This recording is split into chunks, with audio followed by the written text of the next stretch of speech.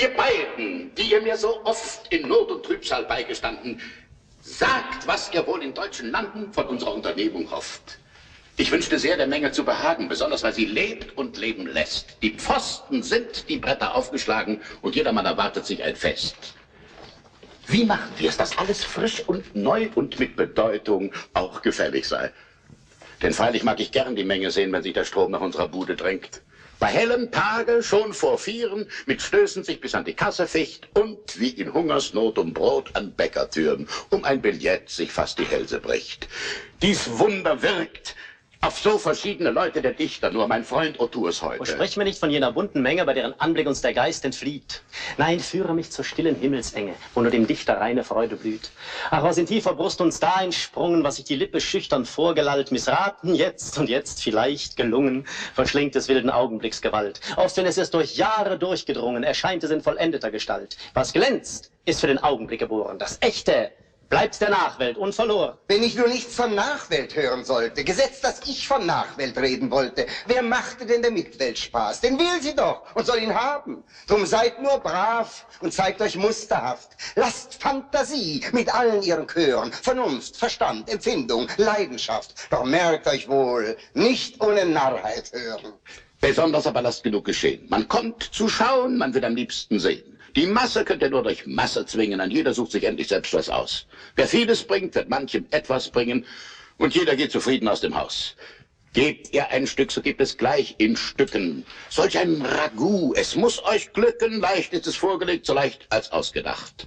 Was hilft's, wenn ihr ein ganzes dargebracht, das Publikum wird es euch doch zerpflücken. Ihr fühlet nicht, wie schlecht ein solches Handwerk sei, wie wenig das dem echten Künstler zieme. Der sauberen Herren Pfuscherei ist, merke ich schon bei euch, Maxime. Ein solcher Vorwurf lässt mich ungekränkt. Ein Mann, der recht zu wirken denkt, muss auf das beste Werkzeug halten. Bedenkt, ihr habet weiches Holz zu spalten. Und seht nur hin, für wen ihr schreibt. Wenn diesen Langeweile treibt, kommt jener satt vom übertischten Mahle. Und was das Allerschlimmste bleibt, gar mancher kommt vom Lesen der Journale. Man eilt zerstreut zu uns wie zu den Maskenfesten und Neugier nur beflügelt jeden Schritt. Die Damen geben sich und ihren Putz zum Besten und spielen ohne Gage mit. Ich sag euch, gebt nur mehr und immer mehr, so könnt ihr euch vom Ziele nie verirren. Sucht nur die Menschen zu verwirren. Sie zu befriedigen ist schwer. Geh hin und such dir einen anderen Knecht. Der Dichter sollte wohl das höchste Recht, das Menschenrecht, das ihm Natur vergönnt, um deinetwillen frevelig verscherzen. Wodurch bewegt er alle Herzen? Wodurch besiegt er jedes Element? Ist es der Einklang nicht, der aus dem Busen dringt und in sein Herz die Welt zurückgeschlingt? Wer flicht die unbedeutend grünen Blätter zum Ehrenkranz, Verdiensten jeder Art? Wer sichert den Olymp, vereinet Götter? Des Menschen Kraft im Dichter offenbart. So braucht sie denn die schönen Kräfte und treibt die dichterischen Geschäfte, wie man ein Liebesabenteuer treibt. Zufällig naht man sich, man fühlt's, man bleibt. Und nach wird man verflochten. Es wächst das Glück, dann wird es angefochten, man ist entzückt, dann kommt der Schmerz heran und ehe man sich's versieht, ist's eben ein Roman. Lasst uns auch so ein Schauspiel geben. Greift nur hinein ins volle Menschenleben, ein jeder lebt's. Nicht vielen ist's bekannt. Und wo ihr's packt, da ist interessant. In bunten Bildern wenig Klarheit, viel Irrtum und ein Fünkchen Wahrheit. So wird der beste Trank gebraut, der alle Welt erquickt und auferbaut. Der Worte sind genug gewechselt, lasst mich auch endlich Taten sehen. Indes ihr Komplimente drechselt, kann etwas Nützliches geschehen. Was hilft es, viel von Stimmung reden, denn zaudernd erscheint sie nie. Gebt ihr euch einmal für Poeten, so kommandiert die Poesie. Ihr wisst, auf unseren deutschen Bühnen probiert ein jeder, was er mag.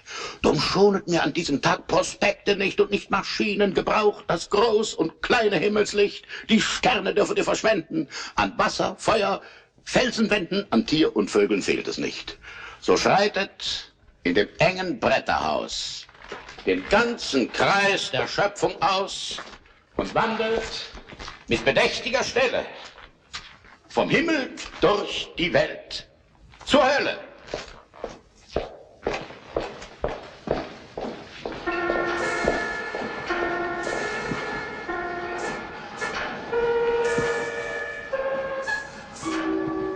Die Sonne tönt nach alter Weise in Brudersphären Wettgesang, und ihre vorgeschriebene Reise vollendet sie mit Donnergang.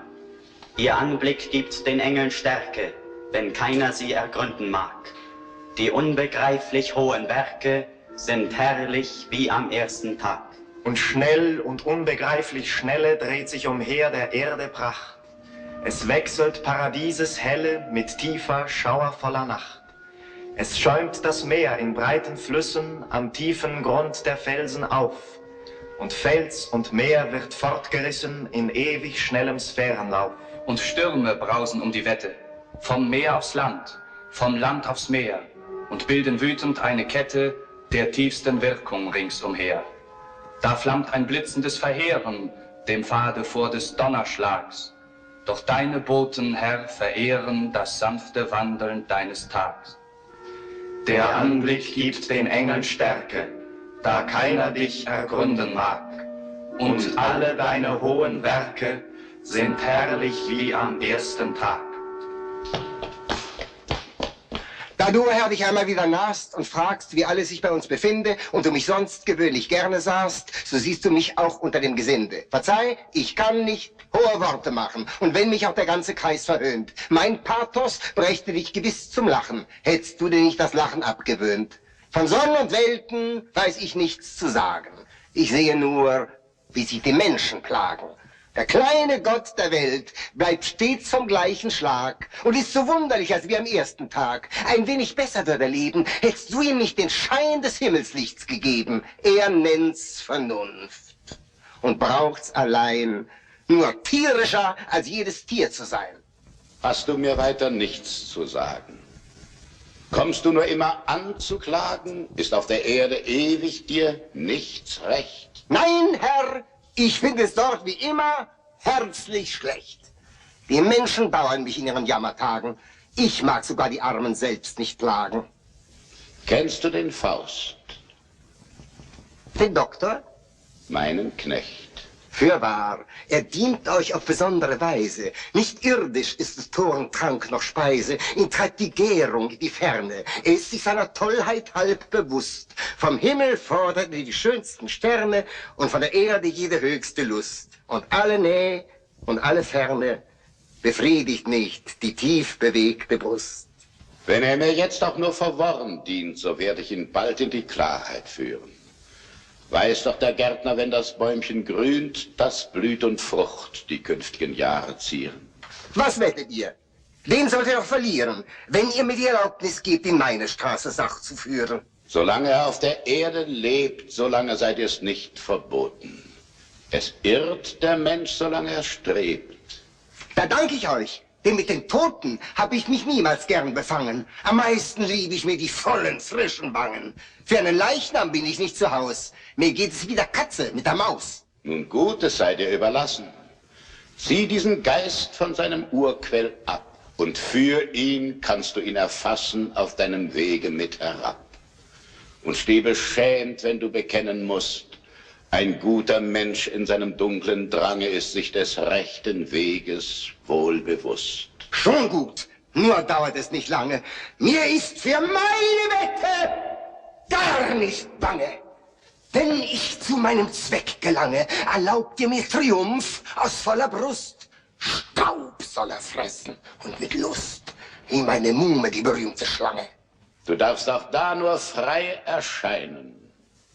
Ich habe deinesgleichen nie gehasst. Von allen Geistern, die verneinen, ist mir der Schalk am wenigsten zur Last. Des Menschen Tätigkeit kann allzu leicht erschlaffen. Er liebt sich bald die unbedingte Ruh. Drum geb ich gern ihm den Gesellen zu, der reizt und wirkt und muss als Teufel schaffen. Doch ihr, die echten Göttersöhne, erfreut euch der lebendig reichen Schöne. Das Werdende, das ewig wirkt und lebt, umfasst euch mit der Liebe holden Schranken. Und was in schwankender Erscheinung schwebt, befestiget mit dauernden Gedanken.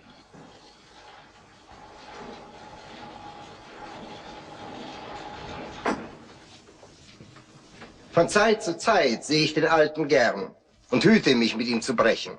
Es ist gar hübsch von einem großen Herrn, so menschlich mit dem Teufel selbst zu sprechen.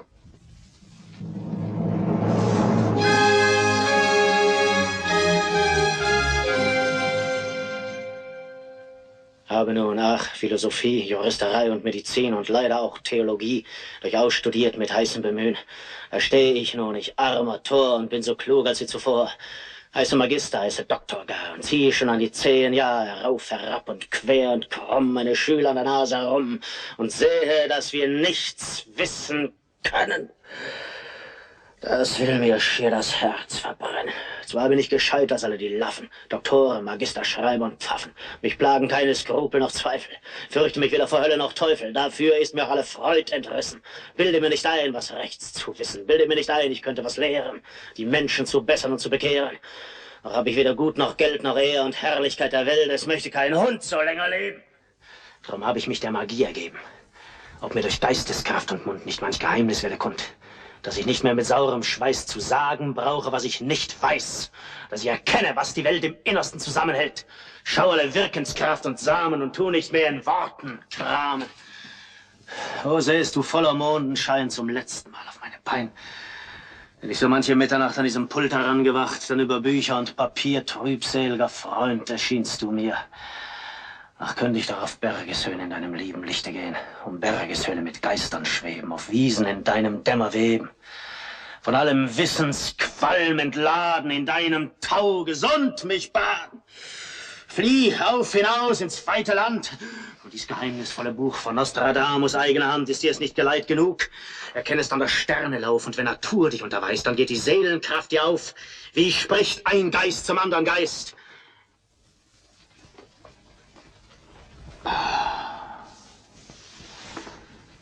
Welche Wonne fliegt in diesem Blick auf einmal mir durch alle meine Sinnen. Ich fühle junges, heilges Lebensglück, neu glühend mir durch Nervenadern rinnen. Ich schaue in diesen reinen Zügen die wirkende Natur vor meiner Seele liegen.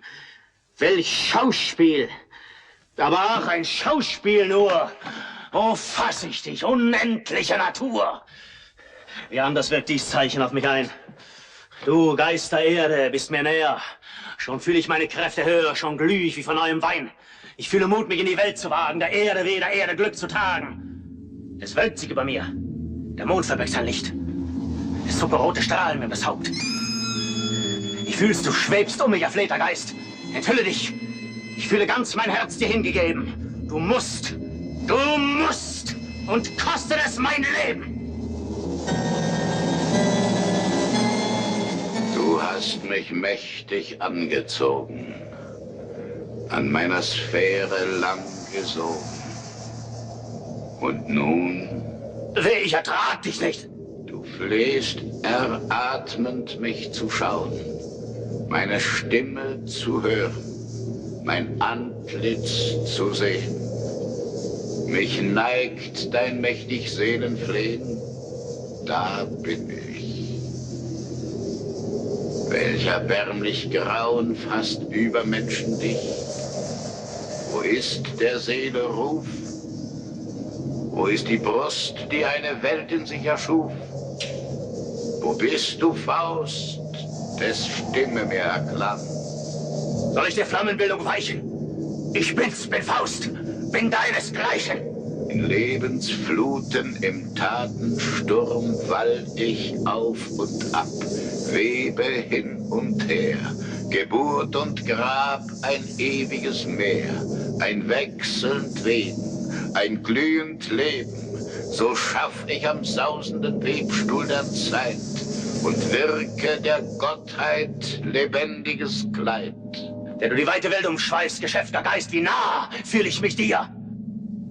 Du gleichst dem Geist, den du begreifst, nicht mir.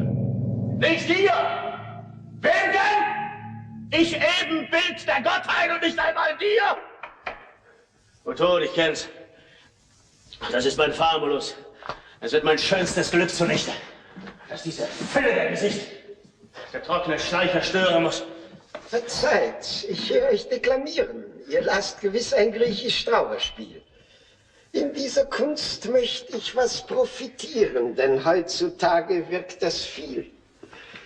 Ich habe es öfters rühmen hören, ein Komödiant könnte einen Pfarrer lehren. Ja, wenn der Pfarrer ein Komödiant ist, wie das denn wohl zu Zeiten kommen mag. Ach, wenn man so in sein Museum gebannt ist und sieht die Welt kaum einen Feiertag, kaum durch ein Fernglas, nur von Weitem, wie soll man sie durch Überredung leiten? Wenn es nicht fühlt, ihr werdet es nicht erjagen. Wenn es nicht aus der Seele dringt und mit urkräftigem Behagen die Herzen aller Hörer zwingt, sitzt ihr noch immer Leim zusammen, braut ein Ragout von anderer Schmaus und blast die kümmerlichen Flammen aus eurem Aschenhäufchen raus. Allein der Vortrag macht des Redners Glück. Ich fühle es wohl, noch bin ich weit zurück. Sogar den redlichen Gewinn sei er kein Schell lauter Tor. Es trägt Verstand und rechter Sinn mit wenig Kunst sich selber vor. Und wenn's euch ernst ist, was zu sagen, ist's nötig, Worten nachzujagen? Ach Gott, die Kunst ist lang und kurz ist unser Leben. Mir wird bei meinem kritischen Bestreben doch oft um Kopf und Busen bang. Wie schwer sind nicht die Mittel zu erwerben, durch die man zu den Quellen steigt. Und ehe man nur den halben Weg erreicht, muss wohl ein armer Teufel sterben. Das Pergament, ist das der heilige Brunnen, daraus ein Trunk den Durst auf ewig stillt? Erquickung hast du nicht gewonnen, wenn sie dir nicht aus eigener Seele quillt. Verzeiht, es ist ein groß Ergetzen, sich in den Geist der Zeiten zu versetzen, zu schauen, wie vor uns ein weiser Mann gedacht und wie wir es dann zuletzt so herrlich weit gebracht. Oh ja, bis an die Sterne weit. Mein Freund, die Zeiten der Vergangenheit sind uns ein Buch mit 7 Siegeln. Was hier den Geist der Zeiten heißt, das ist im Grund der Herren eigener Geist, in dem die Zeiten sich bespiegeln. Ich bitte euch, Freunde, es ist tief in der Nacht, wir müssen es diesmal unterbrechen. Ich hätte gern nur immer fortgewacht, um so gelehrt mit euch mich zu besprechen. Doch morgen, als am ersten Ostertage, erlaubt mir eine und andere Frage. Mit Eifer habe ich mich der Studien beflissen. Zwar weiß ich viel, doch möchte ich alles wissen. Wie nur dem Kopf nicht alle Hoffnung schwindet, der immer vor dem schalen Zeuge klebt, mit gieriger Hand nach Schätzen gräbt und froh ist, wenn er Regenwürmer findet. Darf eine solche Menschenstimme hier, wo Geisterfülle mich umgab, ertönen. Dafür diesmal danke ich dir, dem ärmlichsten von allen Erdensöhnen. Du rissest mich von der Verzweiflung los, die mir die Sinne schon zerstören wollte. Ach, die Erscheinung war so riesengroß, dass ich mich recht als Zwerg empfinden sollte. Den Göttern gleich ich nicht, zu tief ist es gefühlt. Dem Wurme gleiche ich, der den Staub durchwühlt, den, wie er sich im Staube nährend lebt, des Wanderers Tritt vernichtet und begräbt. Doch warum heftet sich mein Blick auf jene Stelle? Ist jenes Fläschchen dort den Augen ein Magnet? Warum wird mir auf einmal lieblich heller, als wenn im nächt'gen Wald uns Mondglanz umweht? Ich grüße dich, du einzige Fiole, die ich mit Andacht nun herunterhole. In dir verehre ich Menschen, Witz und Kunst. Du Inbegriff der holden Schlummersäfte. Du Auszug aller tödlich feinen Kräfte. Erweise deinem Meister deine Gunst. Ich sehe dich, es wird der Schmerz gelindert. Ich fasse dich, das Streben wird gemindert. Des Geistes Flutstrom ebbet nach und nach. Ins hohe Meer werde ich hinausgewiesen. Die Spiegelflut erglänzt zu meinen Füßen. Zu neuen Ufern lockt ein neuer Tag. Ein Feuerwagen schwebt auf leichten Schwingen an mich heran. Ich fühle mich bereit, auf neuer Bahn den Äther zu durchdringen. Zu neuen Sphären reiner Tätigkeit. Ja, kehren der holden Erdensonne entschlossen den Rücken zu. Vermesse dich, die Pforten aufzureißen, an denen jeder gern vorüberschleicht. Hier ist es Zeit, durch Taten zu beweisen, dass Manneswürde nicht der Götterhöhe weicht. Zu diesem Schritt sich heiter zu entschließen. Und wäre es mit Gefahr, ins Nichts dahin zu fließen. Hier ist ein Saft, der eilig trunken macht. Mit brauner Flut erfüllt er deine Höhle. Den ich bereitet, den ich wähle. Der letzte Trunk sei nun mit ganzer Seele als festlich hoher Gruß dem Morgen zugebracht.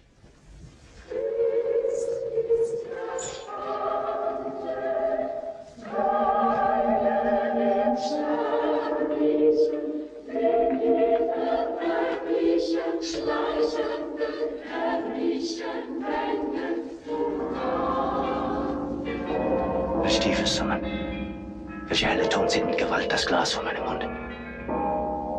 Verkündige die dumpfen Glocken schon des Osterfestes erste Feierstunde.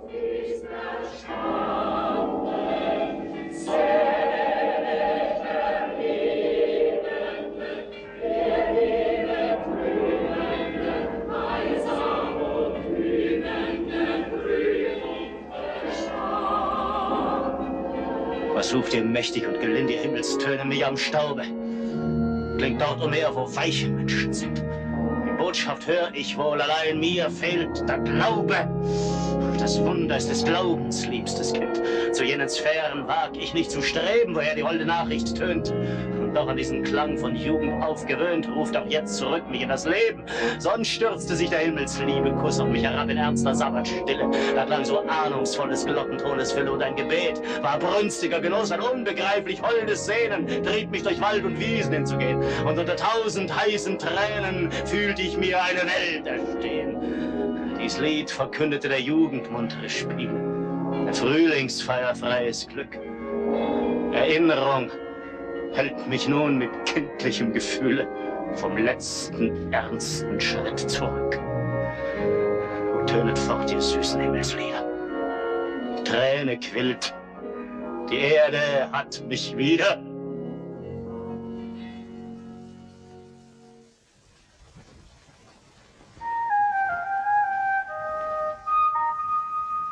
Vom Eise befreit sind Strom und Bäche durch des Frühlings holden belebenden Blick.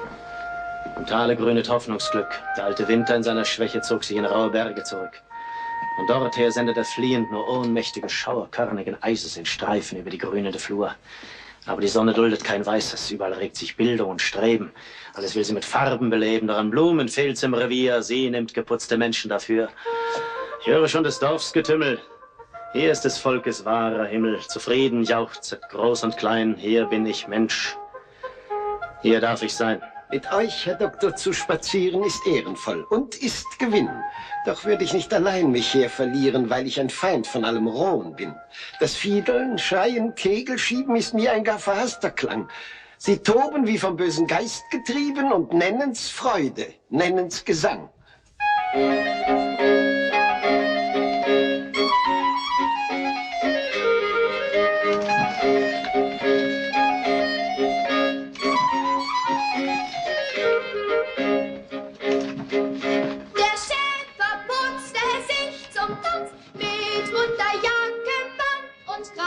Schmuck war er angezogen, schon die Linde war es voll und alles tanzte schon wie toll. Joche, Joche, Joch, heißer, heißer He, so ging der Fiedelbogen.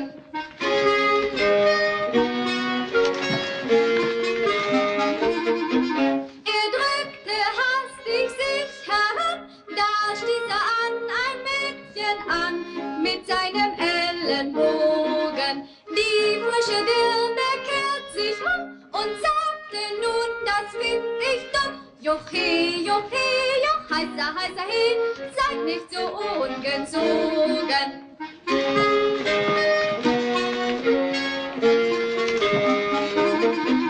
Doch hurtig in dem Kreise ging's, sie tanzten rechts, sie tanzten links und alle Röcke flogen. Sie wurden rot, sie wurden warm und ruhten, atmen, Arm in Arm. Joche, Joche, Joch, heißer, heißer He und Hüft an Ellenbogen.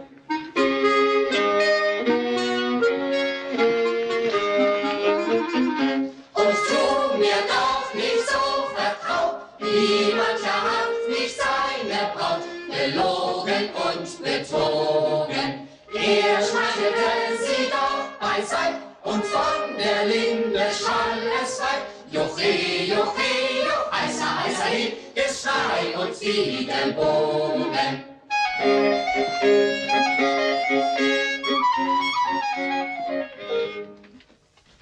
Doktor, das ist schön von euch, dass ihr uns heute nicht verschmäht und unter dieses Volksgedräng als ein so hochgeladen geht. So nehmet auch den schönsten Krug, den wir mit frischem Trunk gefüllt.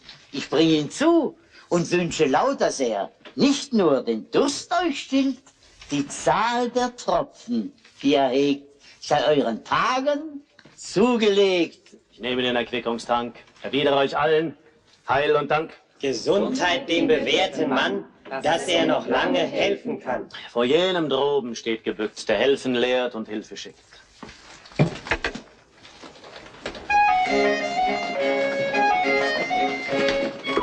Welch ein Gefühl musst du, o großer Mann, bei der Verehrung dieser Menge haben.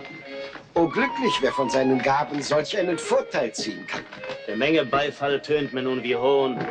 Wie könnt ihr euch darum betrüben? Tut nicht ein braver Mann genug, die Kunst, die man ihm übertrug, gewissenhaft und pünktlich auszuüben? Oh, glücklich, wer noch hoffen kann, aus diesem Meer des Irrtums aufzutauchen. Was man nicht weiß, das eben brauchte man. Und was man weiß, kann man nicht brauchen. Doch lass uns diese Stunde schönes Gut durch solchen Trübsinn nicht verkümmern. Betrachte wie in Abendsonneglut die grün umgebenden Hütten schimmern. Sie rückt und weicht. Der Tag ist überlebt. Dort eilt sie hin und fördert neues Leben. Oh, dass kein Flügel mich vom Boden hebt, dir nach und immer nachzustreben. Ein schöner Traum, in dessen sie entweicht. Ach, zu des Geistes Flügeln wird so leicht kein körperlicher Flügel sich gesellen. Doch ist es jedem eingeboren, dass ein Gefühl hinauf und vorwärts dringt. Wenn über uns im blauen Raum verloren ihr Schmetterglied die Lerche singt. Wenn über schroffen Fichtenhöhen der Adler ausgebreitet schwebt und über Flächen übersehen der Kranich nach der Heimat strebt. Ich hatte selbst oft grillenhafte Stunden, doch solchen Trieb habe ich noch nie empfunden. Man sieht sich leicht an Wald und Feldern satt. Des Vogels Fittich werd ich nie beneiden. Wie anders tragen uns die Geistesfreuden von Buch zu Buch, von Blatt zu Blatt. Du bist ja nur des einen Triebs bewusst, so lerne nie den anderen kennen. Zwei Seelen wohnen, ach, in meiner Brust. Die eine will sich von der anderen trennen. Die eine hält in derber Liebeslust sich an die Welt mit klammernden Organen. Die andere hebt gewaltsam sich vom Dust zu den Gefilden hoher Ahnen. Oh, gibt es Geister in der Luft, die zwischen Erd und Himmel herrschend weben, so steiget nieder aus dem goldenen Duft und führt mich weg zu neuem, buntem Leben. Ja, wäre nur ein Zaubermantel mein und trüge mich in fremde Länder. Mir sollte um die köstlichsten Gewänder nicht feil um einen Königsmantel sein. Berufe nicht die wohlbekannte Schar, die strömend sich im Dunstkreis überbreitet, dem Menschen tausendfältige Gefahr von allen Enden her bereitet. Doch gehen wir. Ergraut ist schon die Welt, die Luft gekühlt, der Nebel fällt. Am Abend schätzt man erst das Haus. Was stehst du so und blickst erstaunt hinaus? Was kann dich in der Dämmerung so ergreifen? Siehst du den schwarzen Hund durch Saat und Stoppelstreifen? Ich sah ihn lange schon, nicht wichtig schien er mir. Rat direkt, für was hältst du das Tier? Für einen Pudel, der auf seine Weise sich auf der Spur des Herrn plagt. Merkst du, wie in weiten Schneckenkreisen er um uns her an immer näher jagt? Und irre ich nicht, so zieht ein Feuerstrudel auf seinen Pfaden hinterdrein. Ich sehe nichts als einen schwarzen Pudel. Es mag bei euch wohl Augentäuschung sein. Mir scheint es, dass er magisch leise Schlingen zu künftigem Band um unsere Füße zieht. Ich sehe ihn ungewiss und furchtsam uns umspringen, weil er statt seines Herrn zwei Unbekannte sieht. Der Kreis wird eng. Schon ist er nah. Du siehst, ein Hund und kein Gespenst ist da. Geselle dich zu uns. Komm hier. Es ist ein Pudelnärrischtier. Du stehst still, er wartet auf. Du sprichst ihn an, er strebt an dir hinauf. Verliere was, er wird es bringen, nach deinem Stock ins Wasser springen. Du hast wohl recht, ich finde nicht die Spur von einem Geist und alles ist Dressur. Dem Hunde, wenn er gut gezogen wird, selbst ein weiser Mann gewogen. Ja, deine Gunst verdient er ganz und gar. Er, der Studenten trefflicher Scholar. Verlassen habe ich Feld und Auen in der tiefe Nacht bedeckt. Mit ahnungsvollem heiligem Grauen in uns die bessere Seele weckt. Entschlafen sind nun wilde Triebe mit jedem ungestümen Tun. Es regt sich die Menschenliebe, die Liebe Gottes regt sich nun. Ach, wenn in unserer engen Zelle die Lampe freundlich wieder brennt, dann wird's in unserem Busen helle, im Herzen, das sich selber kennt. Knurre nicht, Pudel. Wir sind gewohnt, dass die Menschen verhöhnen, was sie nicht verstehen. Dass sie von dem Guten und Schönen, das ihnen oft beschwerlich ist, murren. Du bist der Hund, wie sie beknurren. Davon habe ich so viel Erfahrung. Doch dieser Mangel lässt sich ersetzen. Wir lernen das Überirdische schätzen. Wir sehnen uns nach Offenbarung, die nirgends würdiger und schöner brennt als in dem Neuen Testament. Mich drängt, den Grundtext aufzuschlagen, mit redlichem Gefühl einmal das heilige Original in mein geliebtes Deutsch zu übertragen. Geschrieben steht, im Anfang war das Wort. Hier stocke ich schon, wer hilft mir weiter fort? Ich kann das Wort so hoch unmöglich schätzen. Ich muss es anders übersetzen, wenn ich vom Geiste recht erleuchtet bin. Geschrieben steht, im Anfang war der Sinn. Bedenke wohl die erste Zeile, dass deine Feder sich nicht übereile. Ist es der Sinn, der alles wirkt und schafft? Es sollte stehen, im Anfang war die Kraft. Doch auch indem ich dieses niederschreibe, schon warnt mich was, dass ich dabei nicht bleibe. Mir hilft der Geist. Auf einmal sehe ich Rat und schreib getrost, im Anfang war die Tat. Soll ich mit dir das Zimmer teilen, Pudel, so lass das heulen, so lass das bellen. So gerne stören, einen Gesellen mag ich nicht in der Nähe leiden. Ungern nehme ich das Gastrecht auf, die Tür ist offen, hast freien Lauf. Doch was muss ich sehen? Kann das natürlich geschehen? Er hebt sich mit Gewalt, das ist nicht eines Hundes Gestalt. Will dir ein Gespenst brachte dich ins Haus. Schon sieht er wie ein Nilpferd aus. Für solche halbe Höllenbrut ist Salomone Schlüssel gut. Verschwind in Flammen, Salamander, Rauschen fließt zusammen Undene. Leuchte mit Meteoren, schöne Sylphe. Bring häusliche Hilfe, Inkubus. Inkubus, tritt davor und mache den Schluss. Keines der Viere steckt in dem Tiere. Bist du Geselle, ein Flüchtling der Hölle, so sieh dies Zeichen. Dem sie sich beugen, die schwarzen Scharen. Schon schwillt es auf mit borstigen Haaren. Den ganzen Raum füllt es alles, wird zum Nebel zerfließen. Steige dich zur Decke hinan, lege dich zu des Meisters Füßen. Erwarte nicht das dreimal glühende Licht, erwarte nicht die stärkste von meinen Künsten. Wozu der Lärm? Was steht dem Herrn zu Diensten? Das also war des Pudels Kern, ein fahrender Scholast. Der Kasus macht mich lachen. Ich salutiere den gelehrten Herrn. Ihr habt mich weidlich schwitzen machen. Wie nennst du dich? Die Frage scheint mir klein für einen, der das Wort so sehr verachtet, der weit entfernt von allem Schein nur in der Wesentiefe trachtet. Bei euch, Herren, kann man das Wesen gewöhnlich aus dem Namen lesen, wo es sich allzu deutlich weist, wenn man euch Fliegengott, Verderber, Lügner heißt. Nun gut, wer bist du denn? Ein Teil von jener Kraft, die stets das Böse will und stets das Gute schafft. Was ist mit diesem Rätselwort gemeint? Ich bin der Geist, der stets verneint, und das mit Recht. Denn alles, was entsteht, ist wert, dass es zugrunde geht. Drum besser wär's, wenn nichts entstünde. So ist denn alles, was ihr Sünde, Zerstörung, kurz das Böse nennt, mein eigentliches Element. Du nennst dich einen Teil und stehst doch ganz vor mir. Bescheidene Wahrheit spreche ich dir, wenn sich der Mensch die kleine Narrenwelt gewöhnlich für ein Ganzes hält. Ich bin ein Teil des Teils, der anfangs alles war, ein Teil der Finsternis, wie sich das Licht gebar. Das stolze Licht, das nun der Mutternacht den alten Rang, den Raum ihr streitig macht. Und doch gelingt's ihm nicht, da so vieles strebt, verhaftet an den Körpern klebt. Von Körpern strömt's, die Körper macht es schön, ein Körper hemmt's auf seinem Gange. So hoffe ich, dauert es nicht lange, und mit den Körpern wird's zugrunde gehen. Nun kenne ich deine würdigen Pflichten. Du kannst dem Großen nichts vernichten und fängst es nun dem Kleinen an. Und freilich ist nicht viel damit getan, was sich dem Nichts entgegenstellt. Dies Etwas, diese plumpe Welt, so viel als ich schon unternommen, ich wusste nicht, ihr beizukommen, mit Wellen, Stürmen, Schütteln, Brand, geruhig bleibt am Ende Meer und Land, und dem verdammten Zeug der Tier- und Menschenbrut. Dem ist nun gar nichts anzuhaben.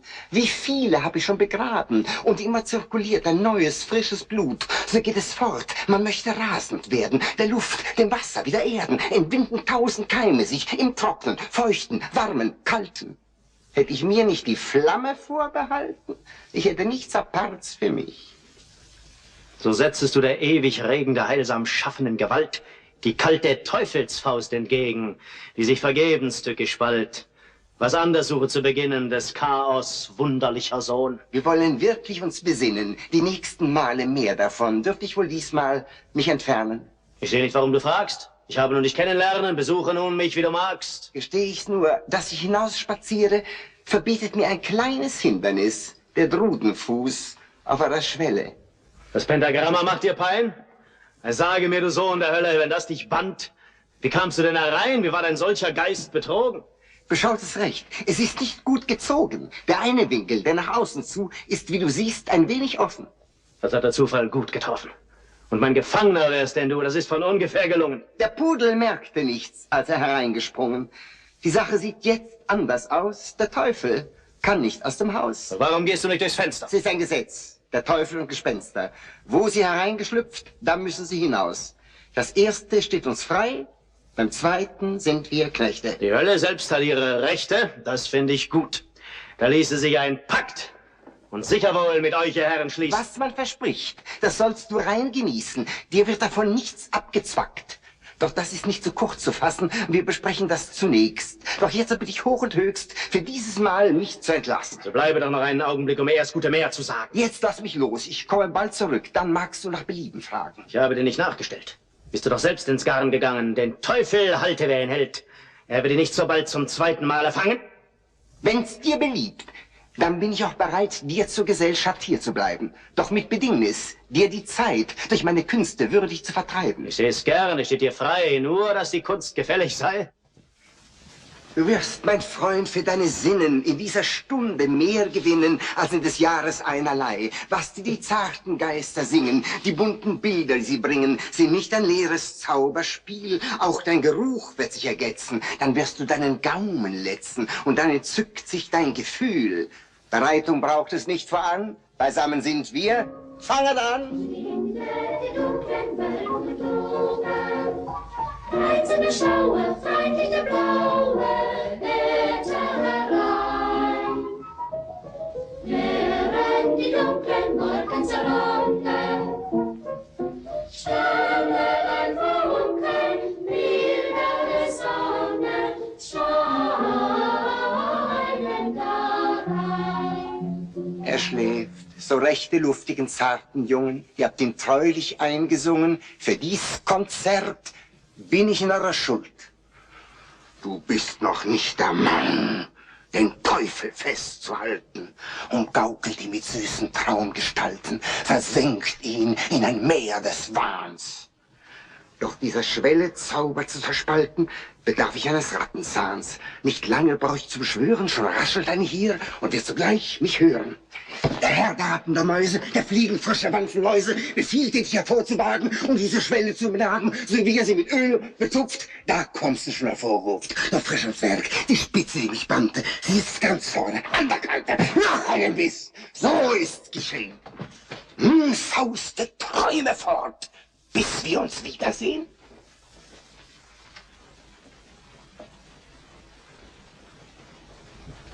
Bin ich denn abermals betrogen?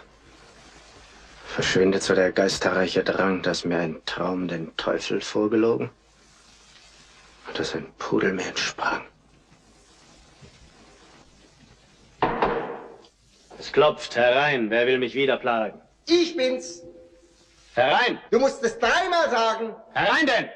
So gefällst du mir. Wir werden hoffentlich uns vertragen. Denn die Grillen zu verjagen, bin ich als edler Junker hier. Und rate nun dir kurz und gut, dergleichen gleichfalls anzulegen, damit du losgebunden frei erfahrest, was das Leben sei. In jedem Kleide werde ich wohl die Pein des engen Erdelebens fühlen. Ich bin zu alt, um nur zu spielen. Zu jung, um ohne Wunsch zu sein. Was kann die Welt mir wohl gewähren? Entbehren sollst du, sollst entbehren. Das ist der ewige Gesang, der jedem an die Ohren klingt. Denn unser ganzes Leben lang uns heiser jede Stunde singt. Und so ist mir das Dasein eine Last. Der Tod erwünscht, das Leben mir verhasst. Und doch ist nie der Tod ein ganz willkommener Gast. Und wär ich von des hohen Geistes Kraft entzückt, entseelt dahingesunken. Und doch hat jemand einen braunen Saft in jeder Nacht nicht ausgetrunken.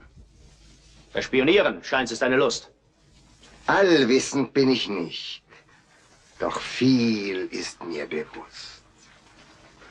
Wenn aus dem schrecklichen Gewühle ein süß bekannter Ton mich zog, den Rest von kindlichem Gefühle mit Anklang froher Zeit betrog, so fluch ich allem, was die Seele mit Lock und Gaukelwerk umspannt und sie in diese Trauerhöhle durch Blend- und Schmeichelkräfte band. Fluch sei dem Balsamsaft der Trauben, Fluch jener höchsten Liebeshuld, Fluch sei der Hoffnung, Fluch dem Glauben und Fluch vor allem der Geduld. Hör auf, mit deinem Gram zu spielen!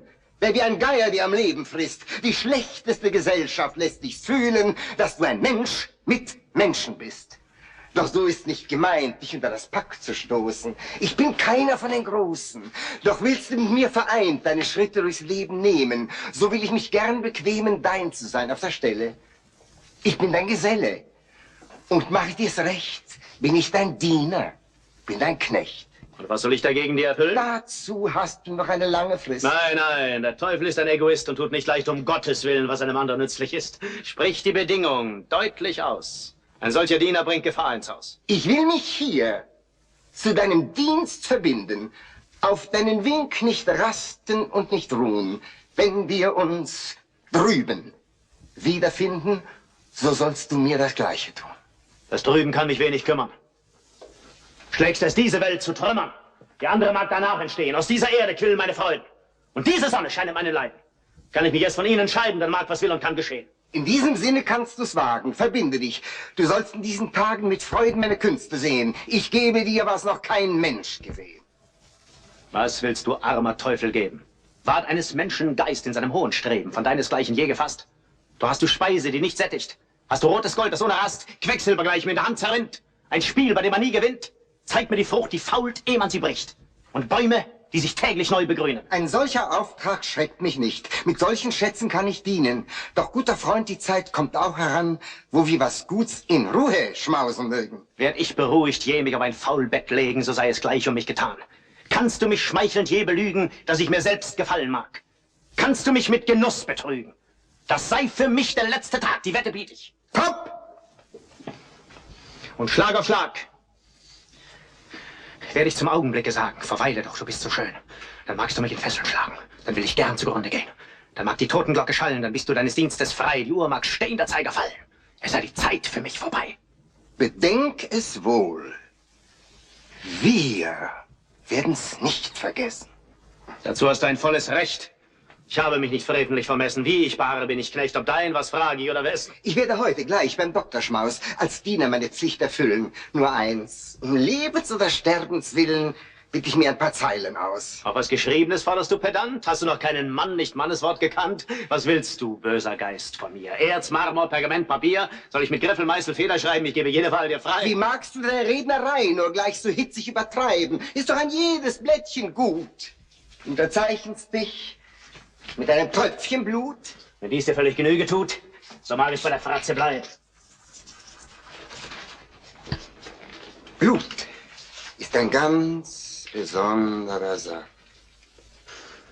Nur keine Furcht, dass ich dies Bündnis breche. Das Streben meiner ganzen Kraft ist gerade das, was ich verspreche. Stürzen wir uns in das Rauschen der Zeit, ins Rollen der Begebenheit. Da mag denn Schmerz und Genuss gelingen und Verdruss miteinander wechseln, wie es kann. Nur rastlos betätigt sich der Mann. Euch ist kein Maßenziel gesetzt. Beliebt's euch überall zu naschen, im Fliehen etwas zu erhaschen, bekommt euch wohl, was euch ergetzt. Nur greift mir zu und seid nicht blöde. Hörst ja, von Freude ist nicht die Rede. Dem Taumel weihe ich mich, dem schmerzlichsten Genuss, verliebtem Hass, erquickendem Verdruss. Mein Busen, der vom Wissensdrang geheilt ist, soll keinen Schmerzen künftig sich verschließen. Und was der ganzen Menschheit zugeteilt ist, will ich in meinem Innern selbst genießen. Oh, glaube mir, der manche 1000 Jahre an dieser harten Speise kaut, dass von der Wiege bis zur Bahre kein Mensch den alten Sauerteig verdaut. Glaub unser einen, dieses Ganze ist nur für einen Gott gemacht. Er findet sich in einem ewigen Glanze. Uns hat er in die Finsternis gebracht. Und euch taugt einzig, Tag und Nacht. Was bin ich denn, wenn es nicht möglich ist, der Menschheit Krone zu erringen, nach der sich alle Sinne dringen? Du bist am Ende, was du bist. Setz dir Perücken auf an Millionenlocken, setz deinen Fuß auf ellenhohe Socken. Du bleibst doch immer, was du bist. Ich fühl's. Vergebens habe ich alle Schätze des Menschengeists auf mich herbeigerafft.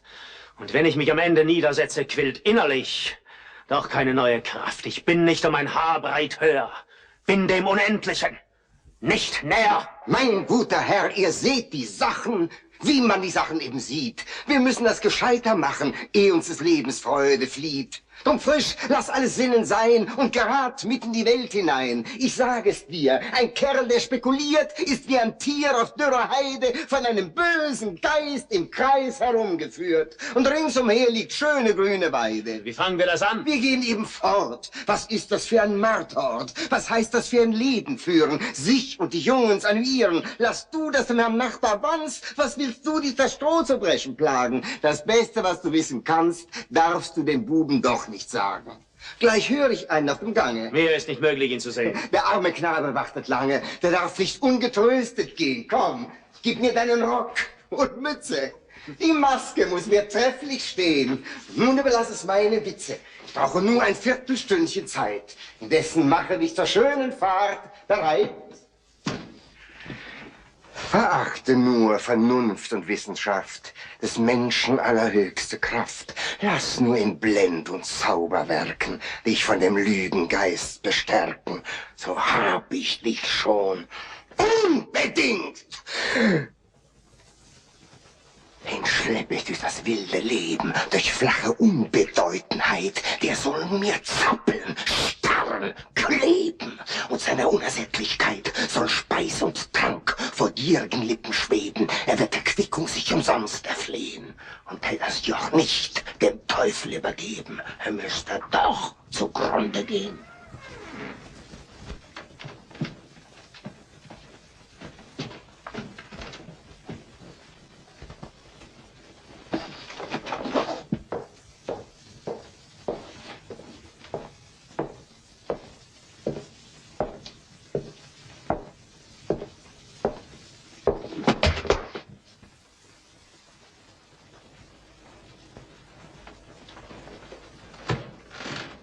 Ich bin allhier erst kurze Zeit und komme voll Ergebenheit, einen Mann zu sprechen und zu kennen, den alle mir mit Ehrfurcht nennen. Eure Höflichkeit erfreut mich sehr. Ihr seht einen Mann wie andere mehr. Habt ihr euch sonst schon umgetan? Ich bitt euch, nehmt euch meiner an. Ich komme mit allem guten Mut, leidlichem Geld und frischem Blut. Meine Mutter wollte mich kaum entfernen, möchte gern was Rechts hier außen lernen. Da seid ihr eben recht am Ort. Aufrichtig, möchte schon wieder fort. In diesen Mauern, diesen Hallen will es mir keineswegs gefallen. Es ist ein gar beschränkter Raum, man sieht nichts Grünes, keinen Baum. Und in den Sälen auf den Bänken vergeht mir Hören, Sehen und Denken. Das kommt nur auf Gewohnheit an. So nimmt ein Kind der Mutter Brust nicht gleich am Anfang willig an, doch bald ernährt es sich mit Lust, so wird's euch an der Weisheit brüsten. Mit jedem Tage mehr gelüsten. An ihrem Hals will ich mit Freuden hangen, doch sagt mir nur, wie kann ich hingelangen? Erklärt euch, ehe ihr weitergeht, was wählt ihr für eine Fakultät? Ich wünschte, recht gelehrt zu werden. Und möchte gern, was auf der Erden und in dem Himmel ist, erfassen. Die Wissenschaft und die Natur. Da seid ihr auf der rechten Spur. Nur müsst ihr euch nicht zerstreuen lassen. Ich bin dabei mit Seele und Leib. Doch freilich würde mir behagen, ein wenig Freiheit und Zeitvertreib an schönen Sommerfeiertagen. Gebrauchter Zeit. Sie eilt so schnell von hinnen. Doch Ordnung lehrt euch Zeit gewinnen. Mein teurer Freund, ich rat euch drum zuerst Collegium Logicum, der wird der Geist euch wohl dressiert, in spanische Stiefeln eingeschnürt, dass er Bedächtige sofort an, hinschleiche die Gedankenbahn und nicht über die kreuz und quer irrlichte Liere hin und her. Zwar ist's mit der Gedankenfabrik wie mit einem Webermeisterstück, wo ein Tritt 1000 Fäden regt, die Schifflern herüber, hinüberschießen, die Fäden ungesehen fließen, ein Schlag 1000 Verbindungen schlägt. Der Philosoph, der tritt herein und beweist euch, es müsst so sein. Das erste wäre so, das zweite so und drum das dritte und vierte so. Und wenn das erste und zweit nicht wäre, das dritt und viert wär's nimmermehr. Das preisen die Schüler aller Orten, sind aber keine Weber geworden. Wer will was Lebendiges erkennen und beschreiben, sucht erst den Geist herauszutreiben. Dann hat er die Teile in seiner Hand. Fehlt leider nur das geistige Band. Mir wird von alledem so dumm, als ging mir ein Mühlrad im Kopf herum. Nachher, vor allen anderen Sachen, müsst ihr euch an die Metaphysik machen. Da seht, dass ihr tiefsinnig fasst, weil dieses Menschenhirn nicht passt. Für was da reingeht und nicht reingeht, ein trefflich Wort zu Diensten steht. Doch vorerst dieses halbe Jahr nehmt ihr der besten Ordnung wahr. 5 Stunden habt ihr jeden Tag, seid drinnen mit dem Glockenschlag, habt euch vorher wohl präpariert, Paragraphos wohl einstudiert, damit ihr nachher besser seht, dass er nichts sagt, als was im Buche steht. Doch euch des Schreibens ja befleißt, als diktiert euch der Heiliggeist. Das sollt ihr mir nicht zweimal sagen. Ich denke mir, wie viel es nützt. Denn was man schwarz auf weiß besitzt, kann man getrost nach Hause tragen. Doch wählt mir eine Fakultät. Zur Rechtsgelehrsamkeit kann ich mich nicht bequemen. Ich kann es euch so sehr nicht übel nehmen. Ich weiß, wie es um diese Lehre steht. Es erben sich Gesetz und Rechte wie eine ewige Krankheit fort. Sie schleppen von Geschlecht zu Geschlechte und rücken sacht von Ort zu Ort. Vernunft wird Unsinn, Wohltat Plage. Weh dir, dass du ein Enkel bist vom Rechte, das mit uns geboren ist. Von dem ist leider nie die Frage. Mein Abscheu wird durch euch vermehrt. Oh, glücklich der, den ihr belehrt. Fast möchte ich nun Theologie studieren. Ich wünschte nicht, euch irre zu führen. Was diese Wissenschaft betrifft, ist es so schwer, den falschen Weg zu meiden. Es liegt in ihr so viel verborgenes Gift. Und von der Arznei ist's kaum zu unterscheiden. Am besten ist's auch hier, wenn ihr nur einen hört und auf des Meisters Worte schwört im Ganzen. Haltet euch an Worte, dann geht ihr durch die sichere Pforte zum Tempel der Gewissheit ein. Doch ein Begriff muss bei dem Worte sein. Schon gut, nur muss man sich nicht allzu ängstlich quälen, denn eben wo Begriffe fehlen, da stellt ein Wort zur rechten Zeit sich ein. Mit Worten lässt sich trefflich streiten, mit Worten ein System bereiten, an Worte lässt sich trefflich glauben, von einem Wort lässt sich kein Jota rauben. Verzeiht, ich halte euch auf mit vielen Fragen. Allein, ich muss euch noch bemühen. Wollt ihr mir von der Medizin nicht auch ein kräftig Wörtchen sagen? Ich bin des trockenen Tons nun satt, muss wieder recht den Teufel spielen.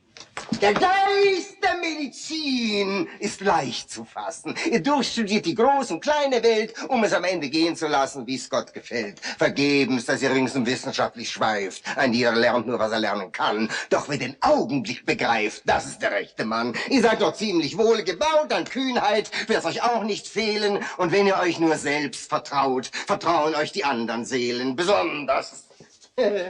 Lernt die Weiber führen, es der ewig weh und ach, so tausendfach aus einem Punkte zu kurieren. Und wenn ihr halbwegs ehrbar tut, dann habt ihr sie all unterm Hut. Ein Titel muss ihr erst vertraulich machen, dass eure Kunst viel Künste übersteigt. Zum Willkommen tappt ihr dann nach allen 7 Sachen, um die andere viele Jahre schleicht, versteht das Pülslein wohl zu drücken und fasst sie dann mit feurig schlauen Blicken, wohl um die schlanke Hüfte frei, zu sehen, wie fest geschnürt sie sei. Das sieht schon besser aus. Man sieht doch wo und wie. Grau, teurer Freund, ist alle Theorie. Und grün des Lebens goldener Baum. Ich schwöre euch zu, mir ist's als wie ein Traum. Dürft ich euch wohl ein andermal beschweren, von eurer Weisheit auf den Grund zu hören? Was ich vermag, soll gern geschehen. Ich kann unmöglich wieder gehen. Ich muss euch noch mein Stammbuch überreichen. Gönn eure Gunst mir dieses Zeichen. Sehr wohl. Eritis sicut Deus scientes bonum et malum. Folgt nur dem alten Spruch und meiner Muhme der Schlange. Dir wird gewiss einmal bei deiner Gottähnlichkeit bange. Wohin soll es nun gehen? Wohin es dir gefällt. Wir sehen die kleine, dann die große Welt. Mit welcher Freude, welchem Nutzen wirst du den Kursum durchschmarutzen? Es wird mir der Versuch nicht glücken. Ich wusste nie, mich in die Welt zu schicken. Vor anderen fühle ich mich so klein. Ich werde stets verlegen sein. Mein guter Freund, das wird sich alles geben. Sobald du dir vertraust, sobald weißt du zu leben. Wie kommen wir denn aus dem Haus? Was du Pferde, Knecht und Wagen? Wir breiten nur den Mantel aus. Der wird uns durch die Lüfte tragen. Ein bisschen Feuerluft, die ich bereiten werde, hebt uns behend von dieser Erde. Und sind wir leicht, dann geht es schnell hinauf. Ich gratuliere dir zum neuen Lebenslauf.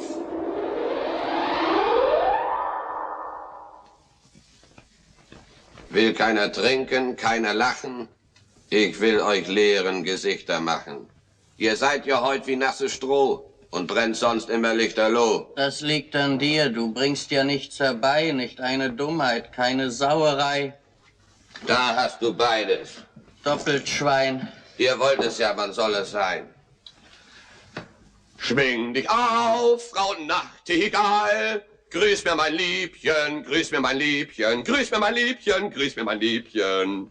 10.000 Mal. Dem Liebchen keinen Gruß, ich will davon nichts hören. Dem Liebchen Gruß und Kuss, du wirst mir's nicht verwehren. Riegel auf in stiller Nacht, Riegel auf, der Liebste wacht, Riegel zu des Morgens früh. Ja, singe nur und Lob und rühme sie. Ich will zu meiner Zeit schon lachen. Sie hat mich angeführt, ihr werdet sie's auch so machen. Ich will von keinem Gruße wissen, als ihr die Fenster eingeschmissen. Ich muss dich nun vor allen Dingen in lustige Gesellschaft bringen, damit du siehst, wie leicht sich's leben lässt. Dem Volke hier wird jeder Tag ein Fest. Die kommen eben von der Reise, man sieht's an ihrer wunderlichen Weise. Sie sind nicht eine Stunde hier. Wahrhaftig, du hast recht. Mein Leipzig lobe ich mir. Es ist ein klein Paris und bildet seine Leute. Für was hast du die Fremden an? Lass mich nur gehen. Bei einem vollen Glase ziehe ich wie einem Kinderzahn den Burschen leicht die Würmer aus der Nase. Sie scheinen mir aus einem edlen Haus. Sie sehen stolz und unzufrieden aus. Marktschreier sind's gewiss, ich wette. Vielleicht. Gib acht, ich schraube sie. Den Teufel spürt das Völkchen nie. Und wenn er sie beim Kragen hätte. Seid uns gegrüßt, ihr Herr.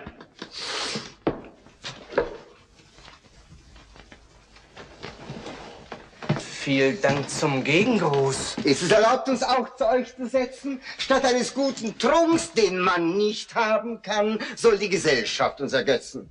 Ihr scheint ein sehr verwöhnter Mann. Wenn ich es irrte, hörten wir geübte Stimmen Chorus singen. Gewiss, Gesang muss trefflich hier von dieser Wölbung wiederklingen. Seid ihr wohl gar ein Virtuos? Oh nein, die Kraft ist schwach, allein die Lust ist groß. Gebt uns ein Lied. Wenn ihr begehrt, die Menge. Nur auch ein nagelneues Stück. Wir kommen erst aus Spanien zurück, dem schönen Land des Weins und der Gesänge.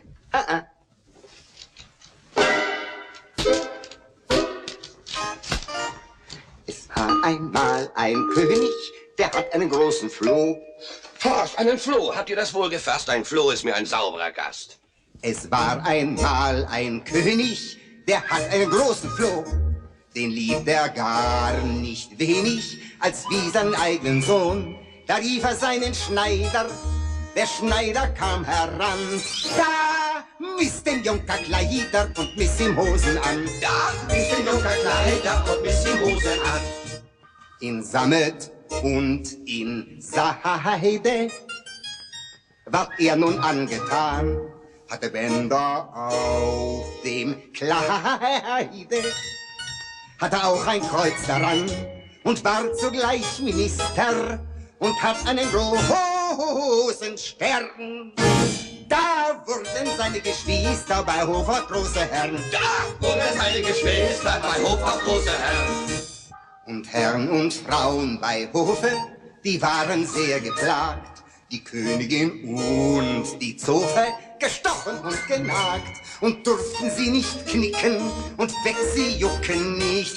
Wir knicken und ersticken, doch gleich wenn einer stickt. Wir knicken und ersticken, doch gleich wenn einer stickt. Bravo, bravo, das war schön!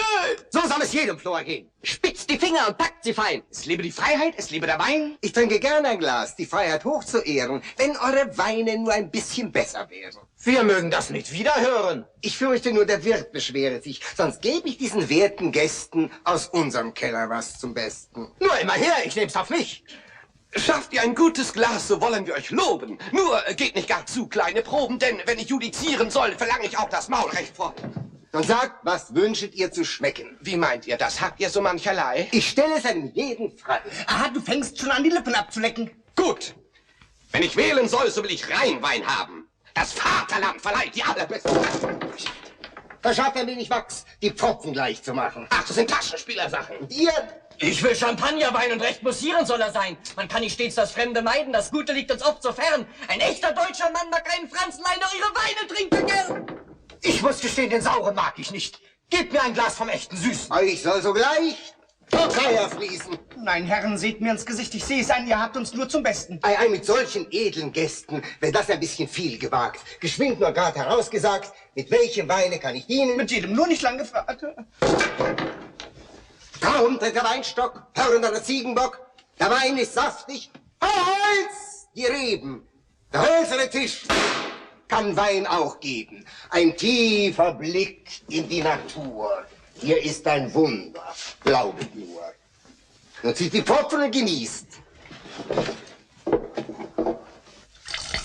Oh. Schöner Brunnen, der uns fließt. Nur hütet euch, dass ihr mir nichts vergießt. Uns ist ganz kannibalisch, wohl als wie 500 Säuen. Uns ist ganz kannibalisch, wohl als wie 500 Säuen. Uns ist ganz kannibalisch,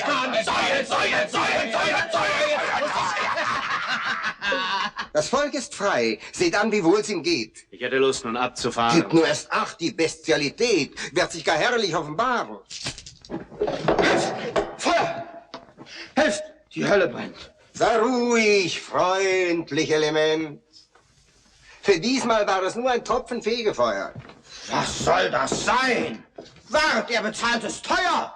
Es scheint, dass er uns nicht kennt. Still, altes Weinfass. Besenstiel! Du willst uns gar noch grob begegnen? Halt nur, es sollen Schläge regnen! Ah, ich brenne! Ich brenne! Zauberei! Stuf zu, der Kerl ist vogelfrei.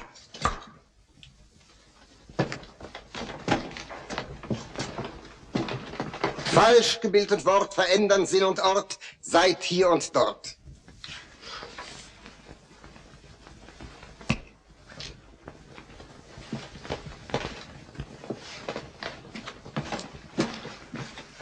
Wo bin ich? Welches schöne Land. Weinberge, sehe ich recht? Und Trauben gleich zur Hand. Hier, unter diesem grünen Laube, seht welch ein Stock, seht welche Traube. Irrtum, lass los, der Augenband. Und merkt euch, wie der Teufel spaßelt. Was gibt's? Vieh? War das deine Nase? Und deine hab ich in der Hand. Mir deuchte doch, als tränk ich Wein. Betrug war alles, Lug und Schein. Aber wie war es mit den Trauben? Nun sag mir eins, man soll kein Wunder glauben. Mir widersteht das tolle Zauberwesen. Versprichst du mir, ich soll genesen, diesem Bust von Raserei? Verlang ich Rat von einem alten Weibe und schaff die Sudelstecherei wohl 30 Jahre mir vom Leibe. Sieh, welch ein zierliches Geschlecht. Das ist die Magd, das ist der Knecht. Es scheint, die Frau ist nicht zu Hause. Beim Schmaus. Aus dem Haus zum Schornstein hinaus. Wie lange pflegt sie wohl zu schwärmen? Solange wir uns die Pfoten wärmen. Wie findest du die zarten Tiere? So abgeschmackt, als ich noch jemand sah. Nein, ein Diskurs wie dieser da ist gerade der, den ich am liebsten führe. Das ist die Welt. Sie steigt und fällt. Und rollt beständig. Sie klingt wie Glas. Wie bald bricht das? Ist hohl in Welt. Hier glänzt sie sehr. Und hier noch mehr. Ich bin lebendig.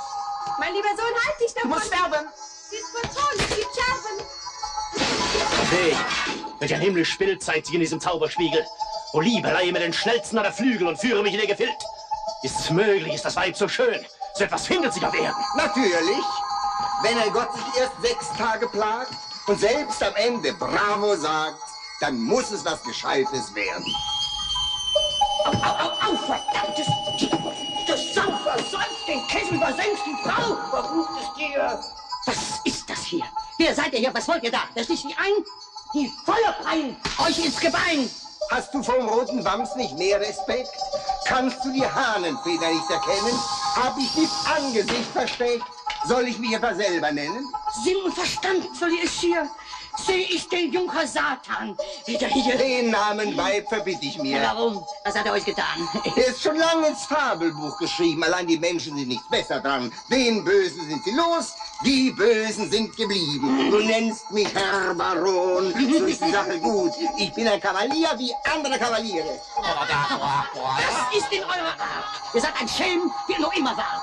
Mein Freund, das werde wohl verstehen. Das ist die Art, mit Hexen umzugehen. Nun sagt ihr Herren, was ihr schafft. Ein gutes Glas von dem bekannten Saft.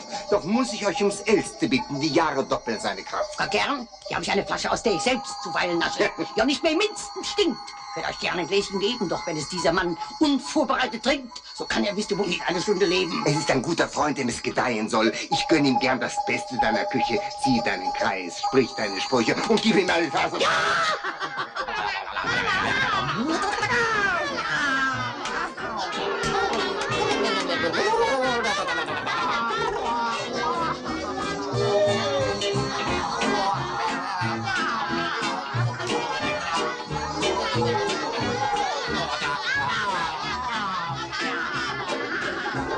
Dann sage mir, was soll das werden? Das tolle Zeug, die rasenden Gebärden, der abgeschmackteste Betrug, sind mir bekannt, verhasst genug.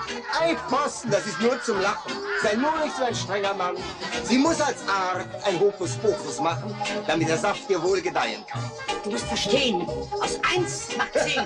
2 lass gehen und 3 macht gleich, so bist du reich. Verlier die 4. Aus 5 und 6, so sagt die Hex, macht 7 und 8, so ist vollbracht. Und 9 ist 1. 10 ist keins. Was ist das Hexen? Einmal 1. Dünkt die Alte spricht im Fieber. Das ist noch lange nicht vorüber. Gewöhnlich glaubt der Mensch, wenn er nur Worte hört, es müsse sich dabei auch etwas denken lassen. Die hohe Kraft der Wissenschaft, der ganzen Welt verborgen. Und wer nichts denkt, dem wird sie geschenkt. Er hat sie ohne Sorgen. Frische da immer zu. Er wird dir gleich das Herz erfreuen. Bist mit dem Teufel du und wird sich vor der Flamme scheuen. Nun frisch hinaus, du darfst nicht ruhen. Wird euch dies Schlückchen wohl behagen? Und kann ich dir was zu gefallen tun, so darfst es mir nur auf Walpurgis sagen.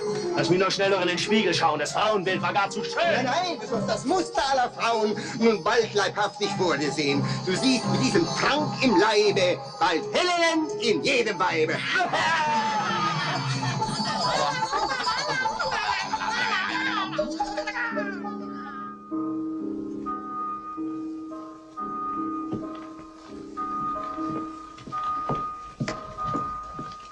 Ein schönes Fräulein. Darf ich wagen, meinen Arm und Geleit dir anzutragen? Bin weder Fräulein, weder schön. Kann ungeleitet nach Hause gehen. Vom Himmel, dieses Kind ist schön. So etwas habe ich nie gesehen. Sie ist so sitt- und tugendreich und etwas schnippisch doch zugleich. Der Lippe rot, der Wange Licht, die Tage der Welt vergesse ich's nicht. Wie sie die Augen niederschlägt, hat tief sich in mein Herz geprägt. Wie sie kurz angebunden war, das ist nun zum Entzücken gar. Hör, du musst mir die Dirne schaffen. Nun, welche? Sie ging just vorbei. Da die. Sie kam von ihrem Pfaffen. Der sprach sie aller Sünden frei. Ich schlich mich hart am Stuhl vorbei. Sie ist ein gar unschuldig Ding, das eben für nichts zur Beichte ging. Über die habe ich keine Gewalt. Bist über 14 Jahre noch alt? Du sprichst ja wie Hans Liederlich. Der begehrt jede liebe Blume für sich und dünkelt ihm, es wäre kein Ehrengunst, sie nicht zu pflücken wär. Geht aber doch nicht immer an. Nein, Herr Magister Lobesam, lasse mich mit dem Gesetz in Frieden. Und das sage ich ihm kurz und gut. Wenn ich das süße junge Blut heute Nacht in meinen Armen ruht, sind wir um Mitternacht geschieden. Bedenkt, was gehen und stehen mag. Ich brauche wenigstens 14 Tage, nur die Gelegenheit auszuspüren. Wenn ich nur 7 Stunden ruhe, braucht ihr den Teufel nicht dazu, solch ein Geschöpfchen zu verführen. Ihr sprecht schon fast wie ein Franzos. Doch bitte ich, lasst euch nicht verdrießen. Was hilft's nur gerade zu genießen? Die Freude ist lange nicht so groß, als wenn er erst herauf herum durch allerlei Brimborium das Püppchen geknetet und zugeriecht. Wie's lehrt manche welsche Geschichte. Hab Appetit auch ohne das. Jetzt ohne Schimpf und ohne Spaß, ich sag's euch, mit dem schönen Kind geht's ein für alle Mal nicht geschwind. Mit Sturm ist da nichts einzunehmen. Wir müssen uns zur List bequemen. Schaff mir etwas vom Engelschatz, führ mich an ihren Ruheplatz. Schaff mir ein Halstuch von ihrer Brust, ein Strumpfband meiner Liebeslust. Damit ihr seht, dass ihrer Pein will förderlich und dienstlich sein, wollen wir keinen Augenblick verlieren. Will euch noch heut in ihr Zimmer führen. Soll sie sehen? Sie haben? Nein. Sie wird deiner Nachbarin sein, indessen könnt ihr ganz allein an aller Hoffnung künftiger Freuden in ihrem Dunstkreis satt euch weiden. Können wir hin? Es ist noch zu früh. Sorg du mir für ein Geschenk für sie. Gleich schenken, das ist brav. Da wird er reüssieren. Ich kenne manchen schönen Platz und manchen altvergrabenen Schatz. Ich muss ein bisschen revidieren. Ich gäb was drum, wenn ich nur wüsst, wer heut's der Herr gewesen ist. Er sah gewiss recht wacker aus und ist aus einem edlen Haus, das konnte ich ihm an der Stirne lesen. Er wäre auch sonst nicht so keck gewesen.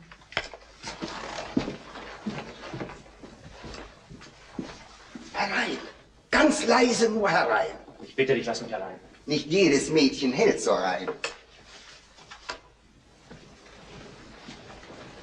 Willkommen, süßer Dämmerschein, der du dies Heiligtum durchwebst. Ergreif mein Herz, du süße Liebespein, die du vom Tau der Hoffnung schmachtend lebst. Die atmet rings Gefühl der Stille, der Ordnung, der Zufriedenheit. In dieser Armut, welche Fülle. In diesem Kerker, welche Seligkeit. Und hier, was fasst mich für ein Wonnegraus? Hier möchte ich volle Stunden säumen. Natur, hier bildet es den leichten Träumen den eingeborenen Engel aus. Hier lag das Kind mit warmem Leben den zarten Busen angefüllt. Und hier mit heilig reinem Weben entwirkte sich das Götterbild. Und du, was hat dich hergeführt? Wie innig fühle ich mich gerührt. Was willst du hier? Was wird das Herz dir schwer? Armselger Faust, ich kenne dich nicht mehr. Umgibt mich ein Zauberduft, mich drang so gerade zu genießen und fühle mich in Liebestraum zerfließen. Sind wir ein Spiel von jedem Druck der Luft? Und rette sie den Augenblick herein, wie würdest du für deinen Frevel büßen? Der große Hansach wie so klein, leck hingeschmolzen ihr zu Füßen. Geschwind, ich sehe sie unten kommen. Fort, fort, ich kehre nimmermehr. Hier ist ein Kästchen, leidlich schwer. Ich hab's woanders hergenommen. Stellt's ihr nur immer in den Schrein. Ich schwör's euch, ihr vergehen die Sinnen. Ich tat euch Sächelchen hinein, um eine andere zu gewinnen. Zwar, Kind ist Kind und Spiel ist Spiel. Ich weiß nicht, soll ich? Fragt ihr viel? Meint ihr vielleicht den Schatz zu wahren? Dann rate ich eurer Lüsternheit, die liebe schöne Tageszeit und mir die weitere Mühe zu sparen. Ich hoffe nicht, dass ihr geizig seid. Ich kratz den Kopf, reib an den Händen. Nur fort, geschwind, um euch das süßlich junge Kind, da Herzenswunsch und Will zu wenden. Nur fort.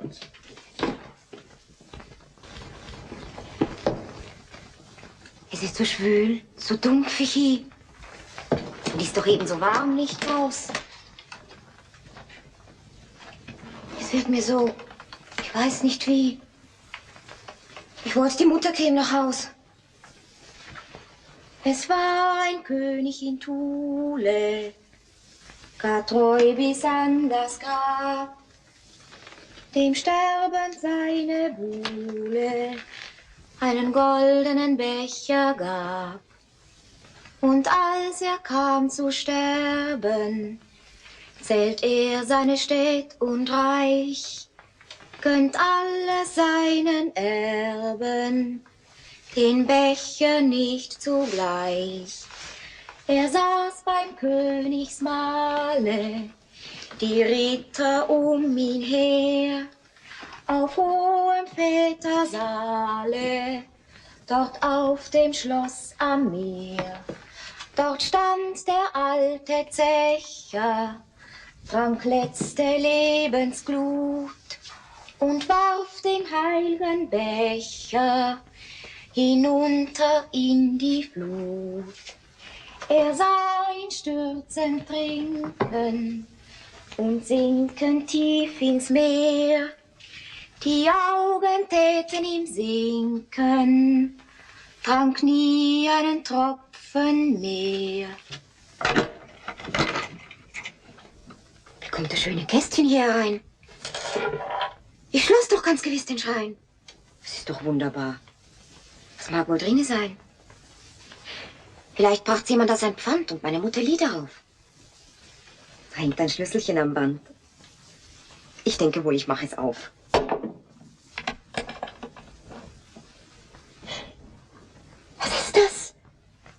im Himmel, schau. So was habe ich mein Tage nicht gesehen. Ein Schmuck. Mit dem könnte eine Edelfrau am höchsten Feiertage gehen. Wie sollte mir die Kette stehen? Wie mag die Herrlichkeit gehören? Wenn nur die Ohrringe meine wären. Man sieht doch gleich ganz anders drein. Was hilft euch Schönheit, junges Blut? Das ist wohl alles schön und gut. Allein man lässt auch alles sein. Man lobt euch, halt mit Erbarmen. Nach Golde drängt. An Golde hängt doch alles. Ach, wir Armen. Bei aller verschmähten Liebe, beim höllischen Elemente, ich wollte nicht wissen, was ärgerst, dass ich's fluchen könnte. Was kneipt mich denn so sehr? So kein Gesichtszeichen in meinem Leben. Ich möchte mich gleich dem Teufel übergeben, wenn ich nur selbst kein Teufel wäre. Hat sich dir was im Kopf verschoben? Dich kleidert's wie ein Rasender zu toben. Denkt euch den Schmuck für Gretchen angeschafft, den hat ein Pfaff hinweggerafft. Die Mutter kriegt das Ding zu schauen, schon fängt sie heimlich an zu grauen. Die Frau hat gar einen feinen Geruch, schnuffelt immer ein Gebetbuch und riecht seinem jeden Möbel an, ob das Ding heilig ist oder profan. Die Mutter lässt einen Pfaffen kommen, der hatte kaum den Spaß vernommen, lässt sie den Anblick wohlbehagen. Er sprach, so ist man recht gesinnt. Wer überwindet, der gewinnt. Die Kirche hat einen guten Magen, hat ganze Länder aufgefressen und doch noch nie sich übergessen. Die Kirche allein der lieben Frauen kann Ungerechtes gut verdauen. Das ist ein allgemeiner Brauch, ein Jud und König kann das auch. Stricht auf ein, Spange, Kettenring, als wären's eben Pfifferling. Dank nicht weniger und nicht mehr, als ob's ein Korb voll Nüsse wär. Versprach ihnen allen himmlischen Lohn. Und sie waren sehr erbaut davon. Und Gretchen?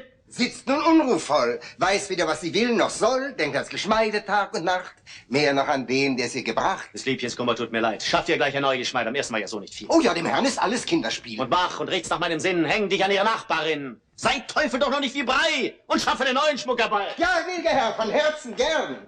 Solch ein verliebter Tor verpufft euch Sonne, Mond und alle Sterne zum Zeitvertreib, dem Liebchen in die Luft.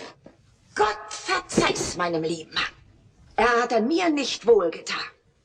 Geht da stracks in die Welt hinein und lässt mich auf dem Stroh allein. Tät ihn doch wahrlich nicht betrügen, tät ihn, weiß Gott, recht herzlich lieb. Vielleicht ist er gar tot. Oh, bei, hätt ich nur einen Totenschein. Frau Marthe! Gretelchen, was soll's? Fast sinken mir die Knie nieder. Da finde ich so ein Kästchen wieder in meinem Schrein. Von Ebenholz und Sachen herrlich ganz und gar. Weit reicher als das erste war. Das muss sie nicht der Mutter sagen. Tät's wieder gleich zur Beichte tragen. Ach, seh sie nur. Ach, schau sie nur. Oh, du glückselige Kreatur. Darf mich leider nicht auf der Gassen noch in der Kirche mitsehen lassen. Komm du nur oft zu mir herüber und leg den Schmuck hier heimlich an. Spazier ein Stündchen lang dem Spiegelglas vorüber. Wir haben unsere Freude dran. Und dann gibt's einen Anlass, gibt's ein Fest, wo man so nach und nach den Leuten sehen lässt. Ein Kettchen erst, die Perle dann ins Ohr. Die Mutter sieht's wohl nicht. Dann macht ihr auch was vor. Wer konnte nur die beiden Kästchen bringen? Es geht nicht so mit rechten Dingen. Ach Gott, mag das meine Mutter sein? Es ist ein fremder Herr. Herein! Bin so frei, grad hereinzutreten, muss bei den Frauen Verzeihen erbeten, wollte nach Frau Marthe Schwertlein fragen. Ich bin's. Was hat der Herr zu sagen? Ich kenne sie jetzt, mir ist das genug. Sie hatte gar vornehmen Besuch.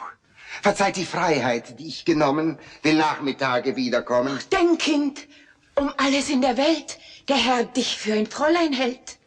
Ich bin ein armes junges Blut. Ach Gott, der Herr ist gar zu gut. Schmuck und Geschmeide sind nicht mein. Ach, es ist nicht der Schmuck allein. Sie hat ein Wesen, einen Blick, so scharf. Wie freut's mich, dass ich bleiben darf. Was bringt er denn? Verlange sehr. Ich wollte, ich hätte eine Vore mehr. Ich hoffe, sie lässt mich drum nicht büßen.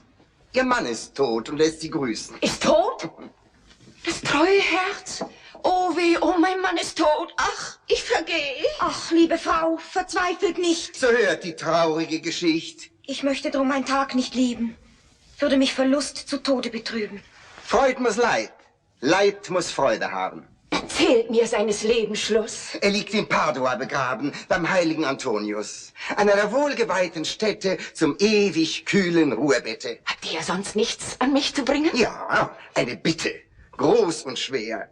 Lass sie doch ja für ihn 300 Messen singen. Hm? Im Übrigen sind meine Taschen leer. Was? Nicht ein Schaustück, kein Geschmeid? Was jeder Handwerksbursche im Grund des Säckelspatum angedenken aufbewahrt und lieber hungert, lieber bettet? Madame, es tut mir herzlich leid.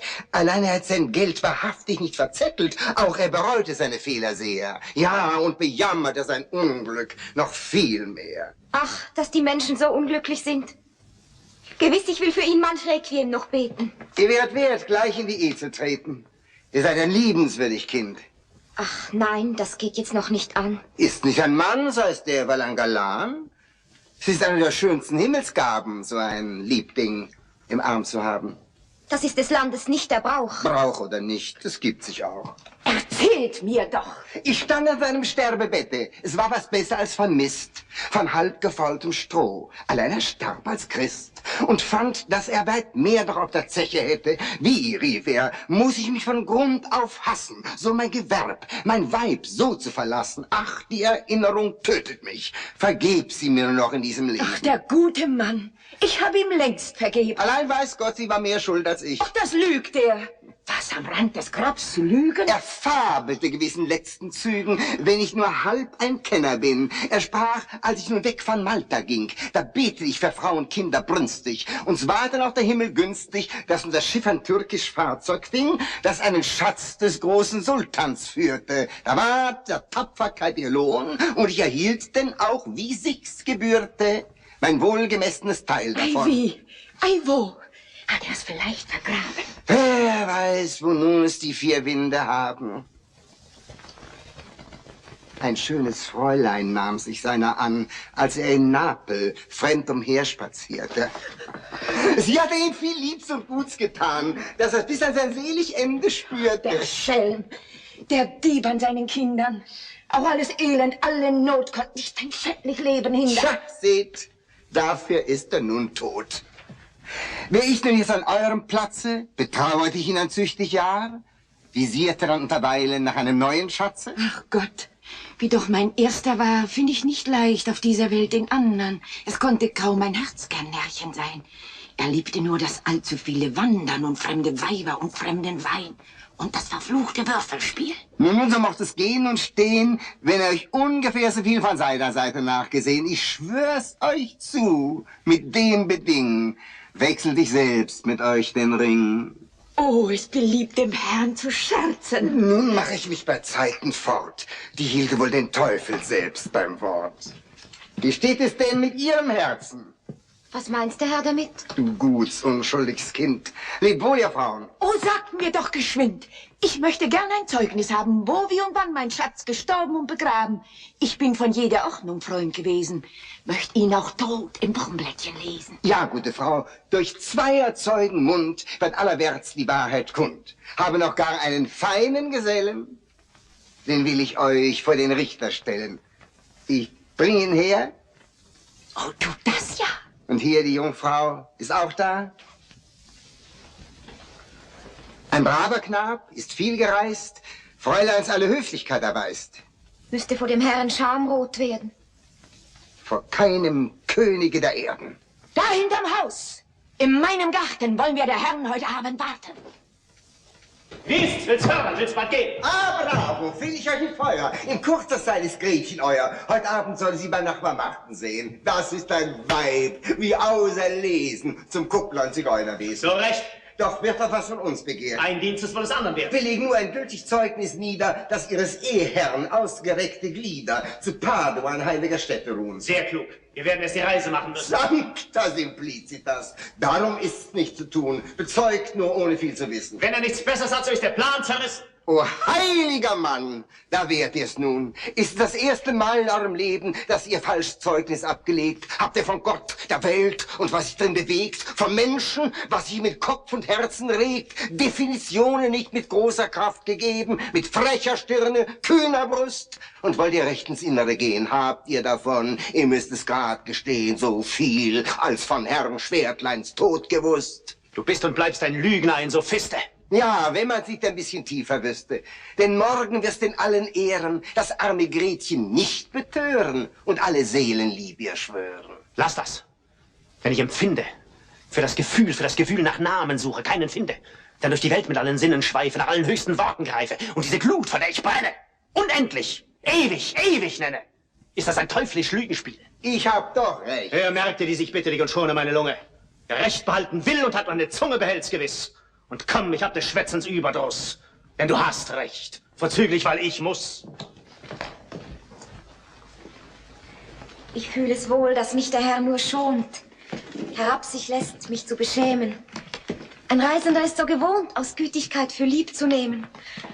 Ich weiß zu gut, dass solch erfahrenen Mann mein Armgespräch nicht unterhalten kann. Ein Blick von dir, ein Wort mehr unterhält als alle Weisheit dieser Welt. Inkommodiert euch nicht. Wie könnt ihr sie nur küssen? Sie ist so garstig, ist so rau. Was habe ich nicht schon alles schaffen müssen? Die Mutter ist gar zu genau. Und ihr, mein Herr, ihr reist so immer fort? Ach, das Gewerb und Pflicht uns dazu treiben. Mit wie viel Schmerz verlässt man manchen Ort und darf doch nun mal nicht bleiben. In raschen Jahren geht's wohl an, so und frei durch die Welt zu streifen. Doch kommt die böse Zeit heran und sich als Hagestolz allein zum Grab zu schleifen, das hat noch keinem gut getan. Mit Grausen sehe ich das von weitem. Drum, werter Herr, beratet euch in Zeiten. Ja, aus den Augen, aus dem Sinn. Die Höflichkeit ist euch geläufig. Allein ihr habt ja Freunde häufig. Sie sind verständiger als ich bin. Ach, dass die Einfalt, dass die Unschuld nie sich selbst und ihren heiligen Wert erkennt. Dass Demut, Niedrigkeit die höchsten Gaben der liebevoll austeilenden Natur. Denkt ihr an mich ein Augenblickchen nur. Ich werde Zeit genug, an euch zu denken haben. Ihr seid wohl viel allein? Ja, unsere Wirtschaft ist nur klein. Und doch will sie versehen sein. Wir haben keine Magd, muss kochen, fegen, stricken und nähen und laufen früh und spät. Und meine Mutter ist in allen Stücken so akkurat. Doch habe ich jetzt so ziemlich stille Tage. Mein Bruder ist Soldat. Mein Schwesterchen ist tot. Ich hatte mit dem Kind wohl meine liebe Not. Doch übernehme ich gern noch einmal alle Plage. So lieb war mir das Kind. Ein Engel, wenn dir's glich. Ich zog es auf und herzlich liebt es mich. Du hast gewiss das reinste Glück empfunden. Doch auch gewiss gar manche schwere Stunden. Des kleinen Wiege stand zu Nacht an meinem Bett. Es durfte kaum sich regen, war ich erwacht.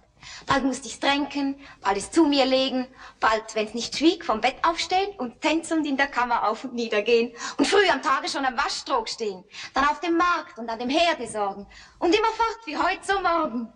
Da geht's mein Herr nicht immer mutig zu, doch schmeckt dafür das Essen. Schmeckt die Ruhe.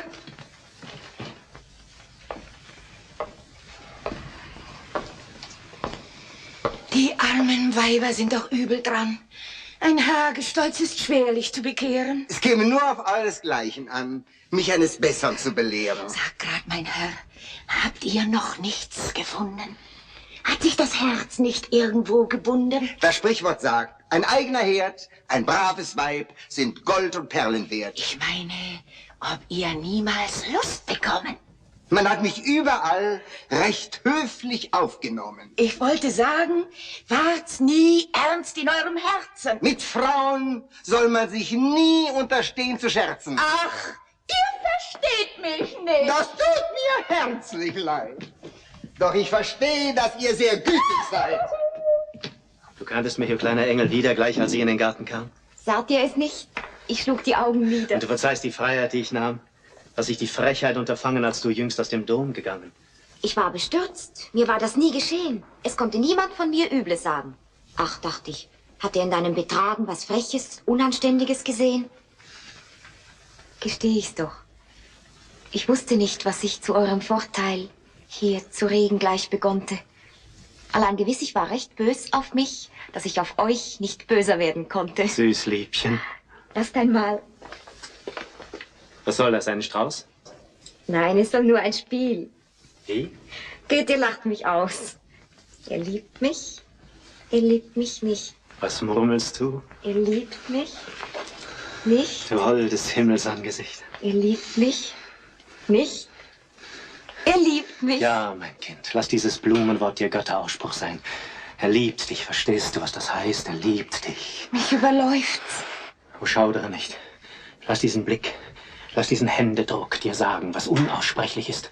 Sich hinzugeben, ganz, und eine Wonne zu fühlen, die ewig sein muss, ewig. Ihr Ende wird Verzweiflung sein. Nein, kein Ende, kein Ende. Die Nacht bricht an. Ja. Und wir wollen fort. Ich bete euch, länger hier zu bleiben. Allein, es ist ein gar zu böser Ort. Es ist, als hätte niemand nicht zu treiben und nicht zu schaffen, als auf der Nachbarn Schritt und Tritt zu gaffen. Und man kommt ins Gerät, wie man sich immer stellt. Und unser Pärchen? Ist den Gang dort aufgeflogen. Mutwillige Sommervögel. Erscheint ihr gewogen. Und Sie ihm auch. Das ist der Lauf der Welt.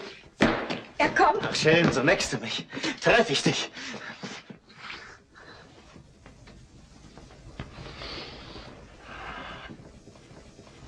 Bester Mann, von Herzen liebe ich dich. Wer da? Gut, Freund. Ein Tier. Es ist wohl Zeit zu scheiden. Ja, es ist spät, mein Herr. Darf ich euch nicht geleiten? Die Mutter würde mich. Lebt wohl. Muss ich dann gehen? Lebt wohl. Adieu. Auf bald dich wiedersehen. Du lieber Gott, was so ein Mann nicht alles denken kann. Beschämt nur stehe ich vor ihm da und sag zu allen Sachen ja. Bin doch ein arm, unwissend Kind. Begreife nicht, was er an mir findet. Erhabener Geist, du gabst mir alles, warum ich bat. Du hast mir nicht umsonst dein Angesicht im Feuer zugewendet. Gabst mir die herrliche Natur zum Königreich, Kraft, sie zu fühlen, zu genießen. Nicht kalt staunenden Besuch erlaubst du nur. Vergönnest mir in ihre tiefe Brust wie in den Busen eines Freunds zu schauen. Aber dass dem Menschen nichts Vollkommenes wird, empfinde ich nun.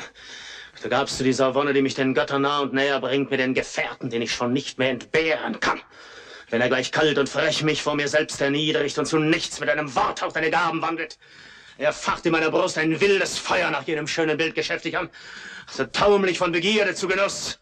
Und im Genuss verschmacht ich nach Begierde. Habt ihr nun bald das Leben genug geführt? Wie kann's euch in die Länge freuen? Es ist wohl gut, dass man's einmal probiert, dann aber wieder zu was Neuem. Verstehst du, was für neue Lebenskraft mit dieser Wandel in der Öde schafft? Ja, würdest du's ahnen können, du wärst Teufel genug, mein Glück mir nicht zu gönnen. Ein überirdisches Vergnügen, in Nacht und Tau auf den Gebirgen liegen und Erd und Himmel wonniglich umfassen, zu einer Gottheit sich aufschwellen lassen, in stolzer Kraft, ich weiß nicht was genießen, bald Liebe wonniglich in alles überfließen, verschwunden ganz der Erdensohn und dann die hohe Intuition, ich darf nicht sagen, wie zu fließen. Pfui über dich! Das will euch nicht wagen, ihr habt das Recht gesittet, Pfui zu sagen, man darf das nicht vor keuschen Ohren nennen, was keusche Herzen nicht entbehren können. Mich dünkt, anstatt in Wäldern zu thronen, ließ es den großen Herrn gut, das arme affenjunge Blut für seine Liebe zu belohnen. Die Zeit wird erbärmlich lang, sie steht am Fenster, sieht die Wolken ziehen über die alte Stadtmauer hin.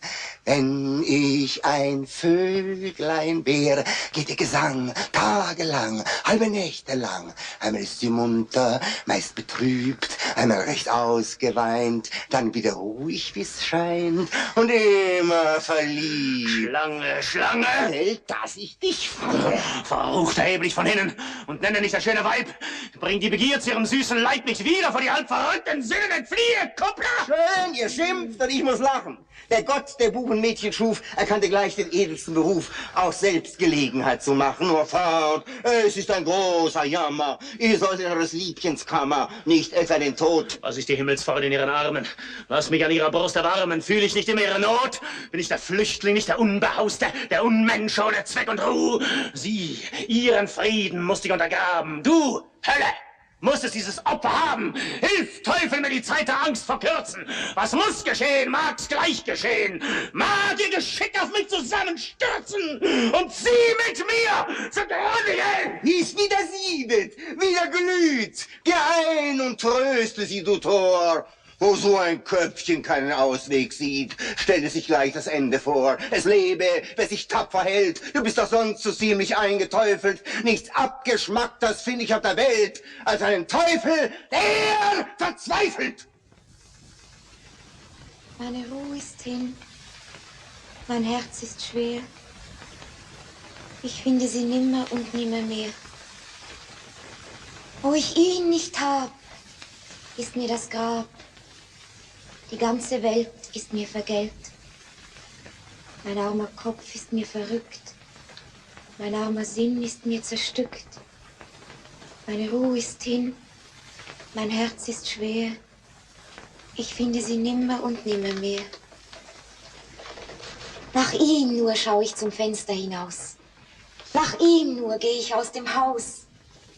Sein hoher Gang, sein edle Gestalt, seines Mundes Lächeln, seiner Augen Gewalt und seiner Rede Zauberfluss, sein Händedruck und ach, sein Kuss. Meine Ruhe ist hin, mein Herz ist schwer, ich finde sie nimmer und nimmer mehr. Mein Busen drängt sich nach ihm hin, ach, dürft ich fassen und halten ihn und küssen ihn, so wie ich wollt, an seinen Küssen vergehen sollt. Versprich mir, Heinrich. Was ich kann. Nun sag, wie hast du's mit der Religion? Du bist ein herzlich guter Mann. Allein ich glaub, du hältst nicht viel davon. Lass das, mein Kind. Du fühlst, ich bin dir gut. Für meine Lieben ließ ich Leib und Blut, will niemand sein Gefühl und seine Kirche rauben. Das ist nicht recht. Man muss dran glauben. Muss man? Ach, wenn ich etwas auf dich könnte. Du ehrst auch nicht die heiligen Sakramente. Ich ehre sie. Doch ohne Verlangen. Zur Messe, zur Beichte bist du lange nicht gegangen. Glaubst du an Gott? Mein Liebchen, wer darf sagen, ich glaub an Gott? Magst Priester oder Weise fragen und ihre Antwort scheint nur Spott über den Frager zu sein. So glaubst du nicht. Misshör mich nicht, du holdes Angesicht. Wer darf ihn nennen und wer bekennen, ich glaub ihn? Wer empfinden und sich unterwinden zu sagen, ich glaub ihn nicht? Der Allumfasser, der Allerhalter, fasst und erhält er nicht dich, mich, sich selbst? Wölbt sich der Himmel nicht dort droben? Liegt die Erde nicht hier unten fest? Und steigen freundlich blickend ewige Sterne nicht herauf?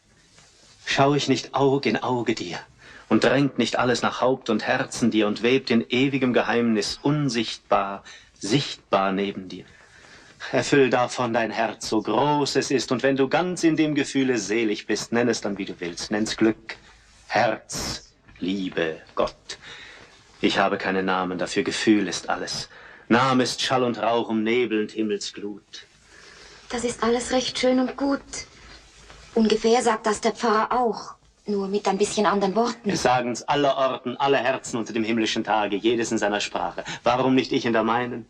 Wenn man so hört, möcht's leidlich scheinen. Steht aber doch immer schief darum, denn du hast kein Christentum. Liebs Kind. Es tut mir lang schon weh, dass ich dich in der Gesellschaft sehe. Wieso? Der Mensch, den du da bei dir hast, ist mir in tiefer innerer Seele verhasst. Seine Gegenwart bewegt mir das Blut. Ich bin sonst allen Menschen gut.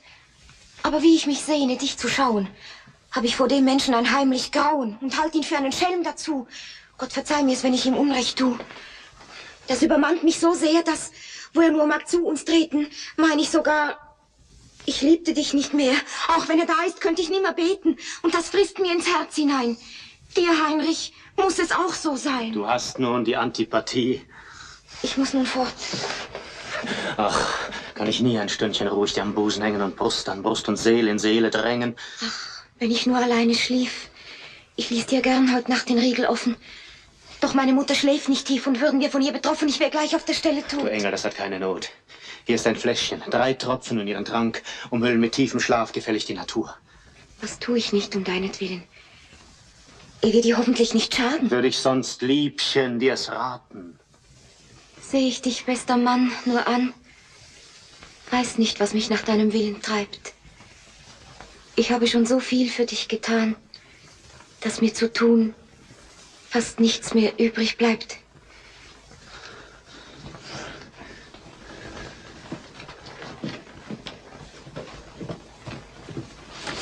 Der Grasaff. Ist er weg?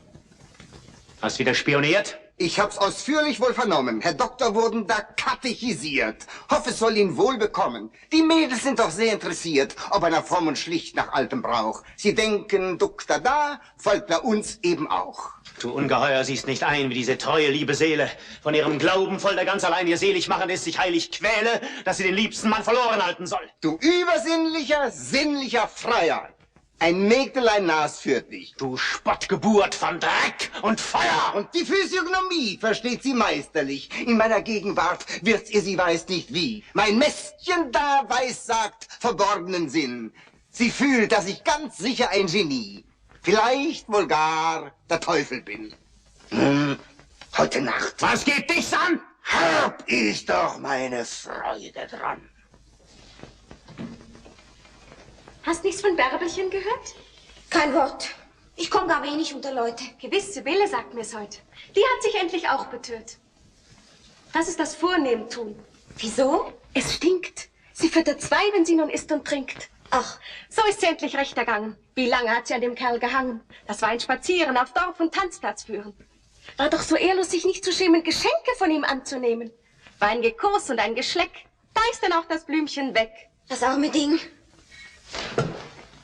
Bedauerst sie noch gar? Wenn unser eins am Spinnen war, uns nachts die Mutter nicht hinunterließ, stand sie bei ihrem Buhlen süß. Auf der Türbank und im dunklen Gang ward ihnen keine Stunde zu lang. Da mag sie sich den Ducke nun im Sünderhemdchen Kirchbuß tun. Der nimmt sie gewiss zu seiner Frau. Er wär ein Narr, ein flinker Jung, hat anderwärts noch Luft genug. Er ist auch fort. Das ist nicht schön. Kriegt ihn, soll's hier übel gehen. Das Kanzel reißen die Buben hier und Heckerling streuen Bier vor die Tür. Wie konnte ich sonst so tapfer schmälen, wenn tät ein armes Mägdlein fehlen? Wie konnte ich über andere Sünden nicht Worte genug der Zunge finden? Und segnet mich und tat so groß und bin nun selbst der Sünde bloß. Doch alles, was dazu mich trieb, Gott war so gut, ach, war so lieb.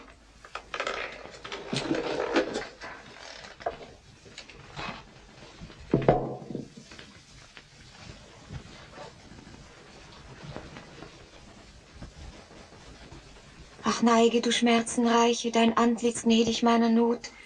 Das Schwert im Herzen mit 1000 Schmerzen blickst auf zu deines Sohnes Tod. Zum Vater blickst du und Seufzer schickst du hinauf, um sein und deine Not. Wie wühlet der Schmerz mir im Gebein, was mein armes Herz hier banget, was es zittert, was verlanget, weiß nur du allein. Wohin ich immer gehe, wie wehe wird mir im Busen hier. Ich bin ach kaum alleine. Ich weine. Das Herz zerbricht in mir. Die Scherben vor meinem Fenster betaut ich mit Tränen. Ach, als ich am frühen Morgen dir diese Blumen brach, schien hell in meine Kammer die Sonne früher auf, saß ich in allem Jammer in meinem Bett schon auf. Hilf! Rette mich von Schmach und Tod!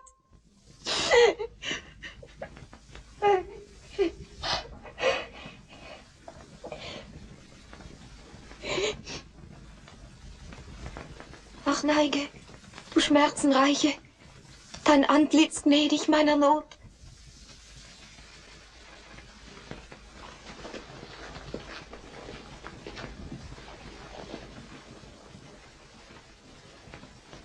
Wenn ich so saß bei einem Gelag, wo mancher sich berühmen mag, und die Gesellen mir den Flor der Mägdlein laut gepriesen vor, saß ich in meiner sichern Ruh, hört all dem Schwadronieren zu und streiche lächelnd meinen Bart und kriege das volle Glas zur Hand und sage, alles nach seiner Art.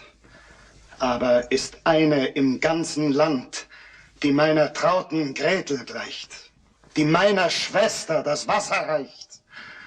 Und nun ums Haar sich auszuraufen und an den Wänden hinaufzulaufen.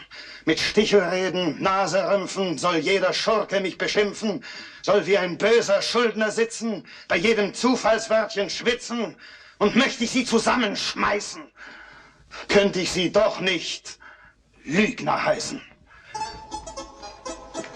Was kommt heran? Was schleicht herbei? Irr ich nicht, es sind ihrer zwei. Ist er's, gleich pack ich ihn beim Felle, soll nicht lebendig von der Stelle. Wie von dem Fenster dort der Sakristei aufwärts der Schein des ewigen Lämpchens flämmert und schwach und schwächer seitwärts dämmert und Finsternis drängt ringsum bei, so sieht's in meinem Busen nächtig. Und mir ist wie dem Kätzlein schmächtig, das an den Feuerleitern schleicht, sich leistern um die Mauern streicht. Mir ist ganz tugendlich dabei, ein bisschen Diebsgelüst, ein bisschen Rammelei, so spukt mir schon durch alle Glieder die herrliche Walpurgisnacht. Die kommt uns übermorgen wieder, da weiß man doch, warum man wart. Jetzt, da der Himmel voller Sterne glüht, sollt ihr ein wahres Kunststück hören. Ich singe ein moralisch Lied, um sie gewisser zu betören. Was machst du mir vor Liebchens Tür, Katrinchen hier bei frühem Tagesblicke? Lass es sein, er lässt dich ein, als Mädchen nicht zurücke. Rapapam, rapapam, param, papapapa, ja, ram, papapapam. Als Mädchen nicht zurücke. Nehmt euch in Acht, ist es vollbracht, dann gute Nacht, ihr armen Dinger. Habt ihr euch lieb, tut keinem Dieb, nur nicht so lieb, als mit dem Ring am Finger. Rapapam, rapapam, param, papapapa. Als mit dem Ring am Finger. Wen lockst du hier beim Element? Vermaledeiter Rattenfänger. Zum Teufel erst das Instrument, zum Teufel hinterdrein den Sänger. Herr Doktor, nicht gewichen, frisch, hart an mich an, wie ich euch spüre. Heraus mit eurem Flederwisch. Nur zugestoßen, ich pariere. Pariere den! Gewiss. Auch den? Warum denn nicht? Ich glaub, der Teufel fickt, was ist denn das schon durch die Hand wieder aus? Oh weh! Nun ist der Lümmel zahm. Nun aber fort! Heraus! Herbei! Ein Licht! Und schielt und raucht und schreit und ficht. Da liegt schon einer tot. Ah, die Bürger, sind sie denn entflohen? Wer liegt hier? Deine Mutter Sohn. Allmächtiger, welche Not! Ich sterbe. Das ist bald gesagt und bälder noch getan. Mein Gretchen, sieh, du bist noch jung, bist gar noch nicht gescheit genug, machst deine Sachen schlecht. Ich sag dir's im Vertrauen nur, du bist doch nun einmal eine Hure, so sei es auch eben recht. Mein Bruder, Gott, was soll mir das? Lass unseren Herrgott aus dem Spaß. Geschehen ist leider nun geschehen. Und wie's gehen kann, so wird's gehen. Du fingst mit einem heimlich an, bald kommen ihrer mehrere dran. Und wenn dich erst ein Dutzend hat, so hat dich auch die ganze Stadt. Ich seh wahrhaftig schon die Zeit, dass alle brave Bürgersleut, wie von einer angesteckten Leichen, von dir, du Metze, seid abweichen. Und wenn dir dann auch Gott verzeiht, auf Erden sein vermaledeit. Befehlt eure Seele, Gott zu gnaden. Wollt ihr noch Lästerung auf euch laden? Könnt ich dir nur an den dürren Leib, du schändlich kupplerisches Weib, da hofft ich aller meiner Sünden Vergebung, reiche Maß zu finden. Mein Bruder, welche Höllenpein! Ich sage, lass die Tränen sein. Da du dich sprachst der Ehre los, gabst mir den schwersten Herzensstoß. Ich gehe durch den Todesschlaf zu Gott ein, als Soldat und brav.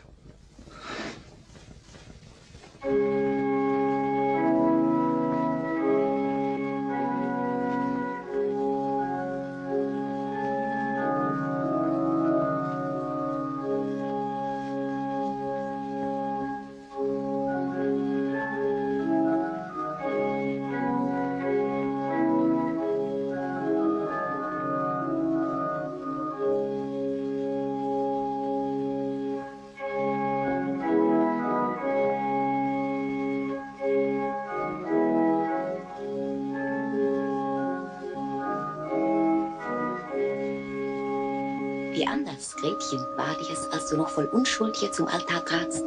Betst du für deine Mutterseele, die durch dich zur langen Pein hinüberschlief? Und unter deinem Herzen regt sich's nicht quillend schon und ängstet dich und sich mit ahnungsvoller Gegenwart? Wie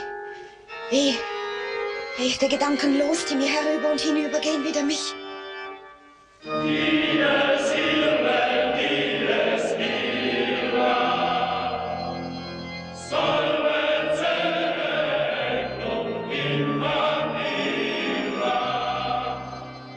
Ich gehe weg. Mir ist, als ob die Orgel mir den Atem versetzte.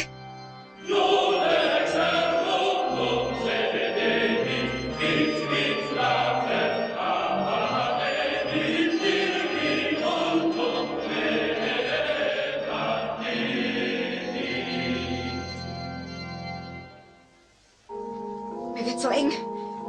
Die Mauernpfeile befangen mich. Das Gewölbe drängt mich. Luft! Verbirg dich, Sünd und Schande bleibt nicht verborgen. Luft, Licht, weh dir.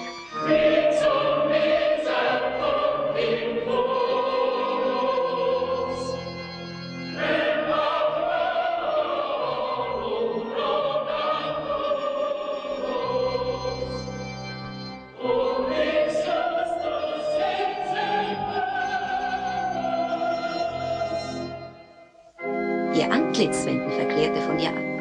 Die Hände dir zu reichen, schauert's den Reinen. Weh!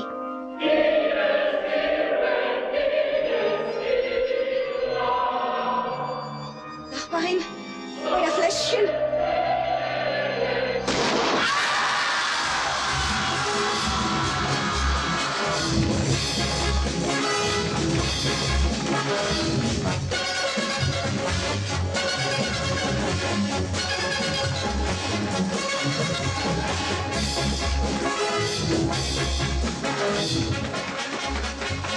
Die Hexe zu den Bocken ziehen. Die Sonne ist gelb, die Saat ist grün. Dort sammelt sich der große Haufen. Herr Urian sitzt oben auf.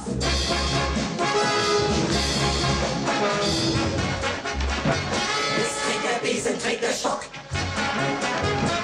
Die Gabel trägt, es trägt der Bock. Wer heute sich nicht geben kann, ist ewig ein verlorener Mann. Und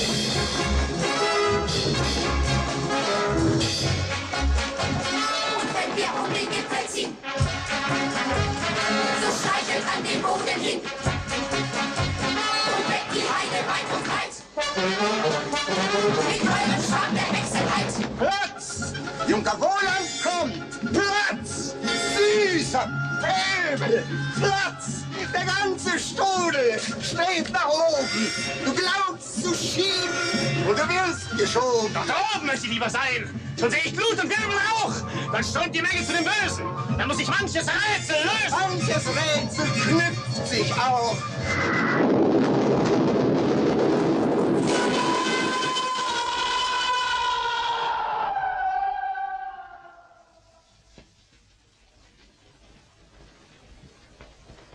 Dass ich mich nur nicht selbst vergesse, heiß ich mir das doch eine Messe. Da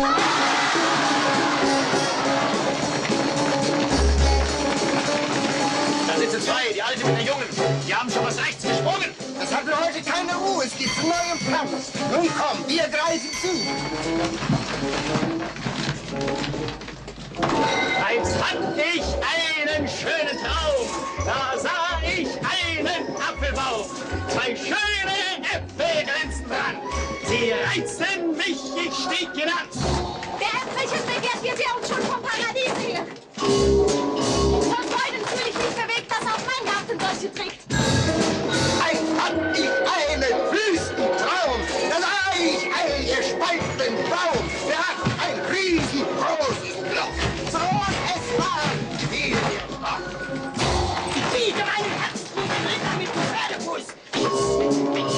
Halte einen Flugbreit, der das Boden auf die Schuld.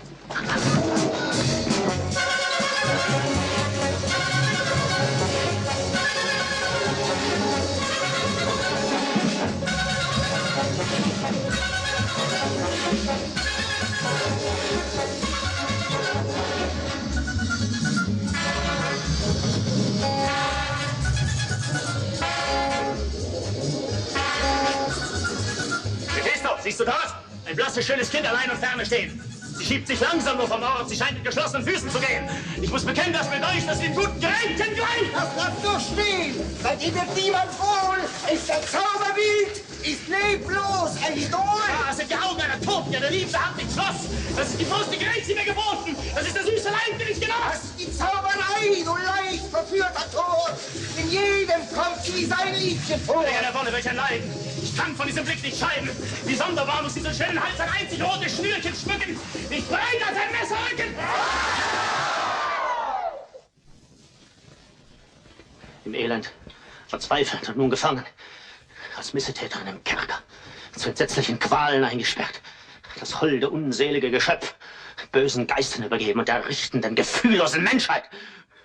Und mich wiegst in dessen abgeschmackten Zerstreuungen, verbirgst mir ihren wachsenden Jammer und lässt es sie hilflos verderben. Sie ist die Erste nicht. Hund, abscheuliches Untier. Die Erste nicht. Mir wühlt es Mark und Leben durch das Elend dieser Einzigen. Und du grinsest gelassen über das Schicksal von Tausenden hin. Nun sind wir schon wieder an der Grenze unseres Witzes, da wo euch Menschen der Sinn überschnappt. Warum machst du Gemeinschaft mit uns, wenn du sie nicht durchführen kannst? Willst fliegen und bist vom Schwindel nicht sicher. Drangen wir uns dir auf oder du dich uns? Rette sie oder wehe dir, den grässlichsten Fluch über dich auf Jahrtausende. Wer war's, der sie ins Verderben stürzte? Ich oder du? Führe mich hin, sag ich, und befreie sie. Ich will dich führen. Und was ich tun kann, höre. Des Türners Sinne will ich umleben. Bemächtige dich der Schlüssel. Führe sie heraus mit Menschenhand. Ich wache. Ich entführe euch. Das vermag ich. Auf und davon. Meine Mutter die Ruhe, die mich umgebracht hat. Mein Vater der Schelm, der mich gegessen hat. Mein Schwesterlein klein hub auf die Bein. An einem kühlen Ort. Da ward ich ein schönes Waldvögelein. Fliege fort, fliege fort. Ich weiß dein längst entwohnter Schauer. Der Menschheit ganzer Jammer fasst mich an. Hier wohnt sie hinter dieser feuchten Mauer. Und ihr Verbrechen war ein guter Wahn. Du zauderst, zu ihr zu gehen.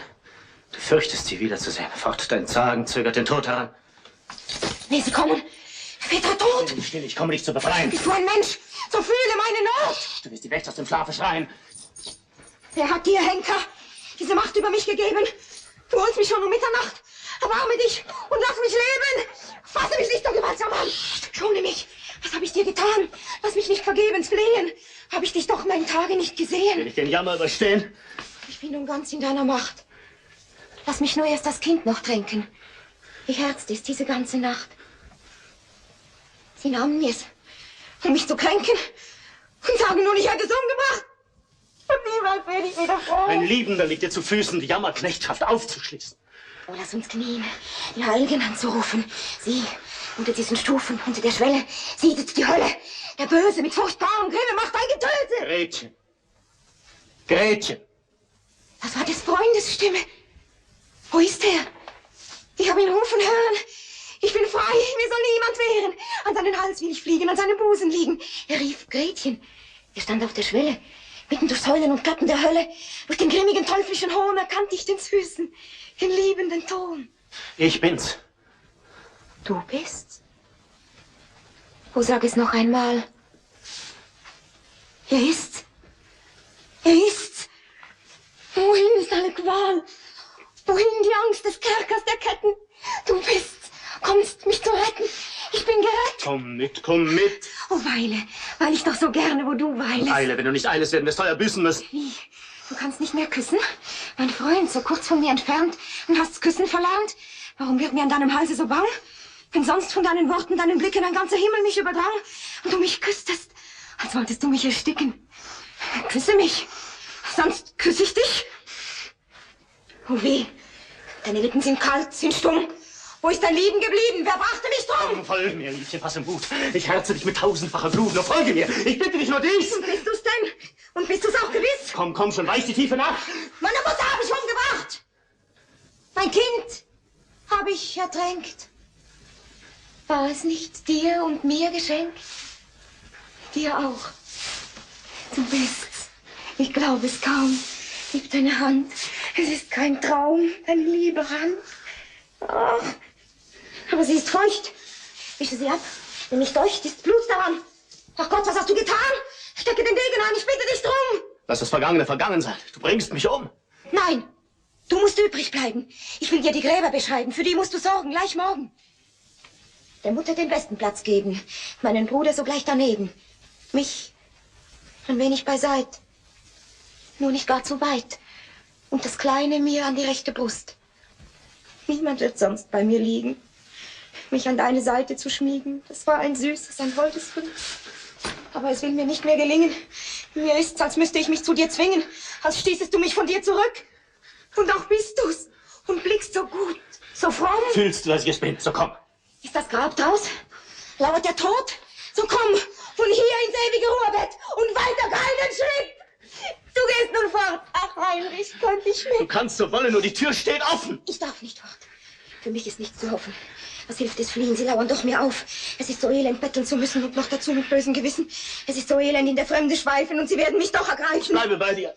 Geschwind, geschwind, rette dein armes Kind. Fort, immer den Weg am Bach hinauf, über den Steg in den Wald hinein, links, wo die Blanke steht, im Teich. Fass es nur gleich, es will sich heben, es tappelt noch. Rette, rette! Hindere dich doch nur einen Schritt, so bist du frei. Wären wir nur den Berg vorbei. Da sitzt meine Mutter auf einem Stein. Es fasst mich kalt beim Schopfe. Da sitzt meine Mutter auf einem Stein und wackelt mit dem Kopfe. Sie winkt nicht, sie nickt nicht. Der Kopf ist ihr schwer. Sie schlief so lange, sie wacht nicht mehr. Sie schlief, damit wir uns freuten. Es waren glückliche Zeiten. Hältst du kein Flehen, es kann sagen, so wag ich, dich hinwegzutragen. Lass mich! Nein, ich leide keine Gewalt. Fasse mich nicht so mörderisch an. Sonst habe ich dir ja alles zu lieb getan. Der Tag graut, Liebchen. Liebchen. Tag. Ja, es wird Tag. Der letzte Tag dringt herein. Ein Hochzeittag sollte sein. Sag niemand, dass du schon bei Gretchen warst. Wie in meinem Kranze. Es ist eben geschehen. Wir werden uns wiedersehen. Aber nicht beim Tanze. Die Menge drängt sich. Man hört sie nicht. Der Platz, die Gassen können sie nicht fassen. Die Glocke ruft. Das Stäbchen bricht. Wie sie mich binden und packen. Zum Blutstuhl bin ich schon entrückt. Schon zuckt nach jedem Nacken die Schärfe, die nach meinem zückt. Stumm liegt die Welt. Wie das Grab. Wo wäre ich nie geboren? Auf! Oder ihr seid verloren. Und es ist Sagen, Zaudern und Plaudern. Meine Pferde schaudern. Da morgen der mal auf. Der? Schick ihn fort! Was will der an dem heiligen Ort? Er will mich! Du sollst leben! Gericht Gottes! Dir habe ich mich übergeben! Komm, komm, ich lasse dich mit dir im Stich! Dein bin ich, Vater! Rette mich! Ihr Engel, ihr heiligen Scharen, lagert euch umher, mich zu bewahren! Heinrich, mir graut's vor dir. Sie ist gerichtet. Ist gerettet!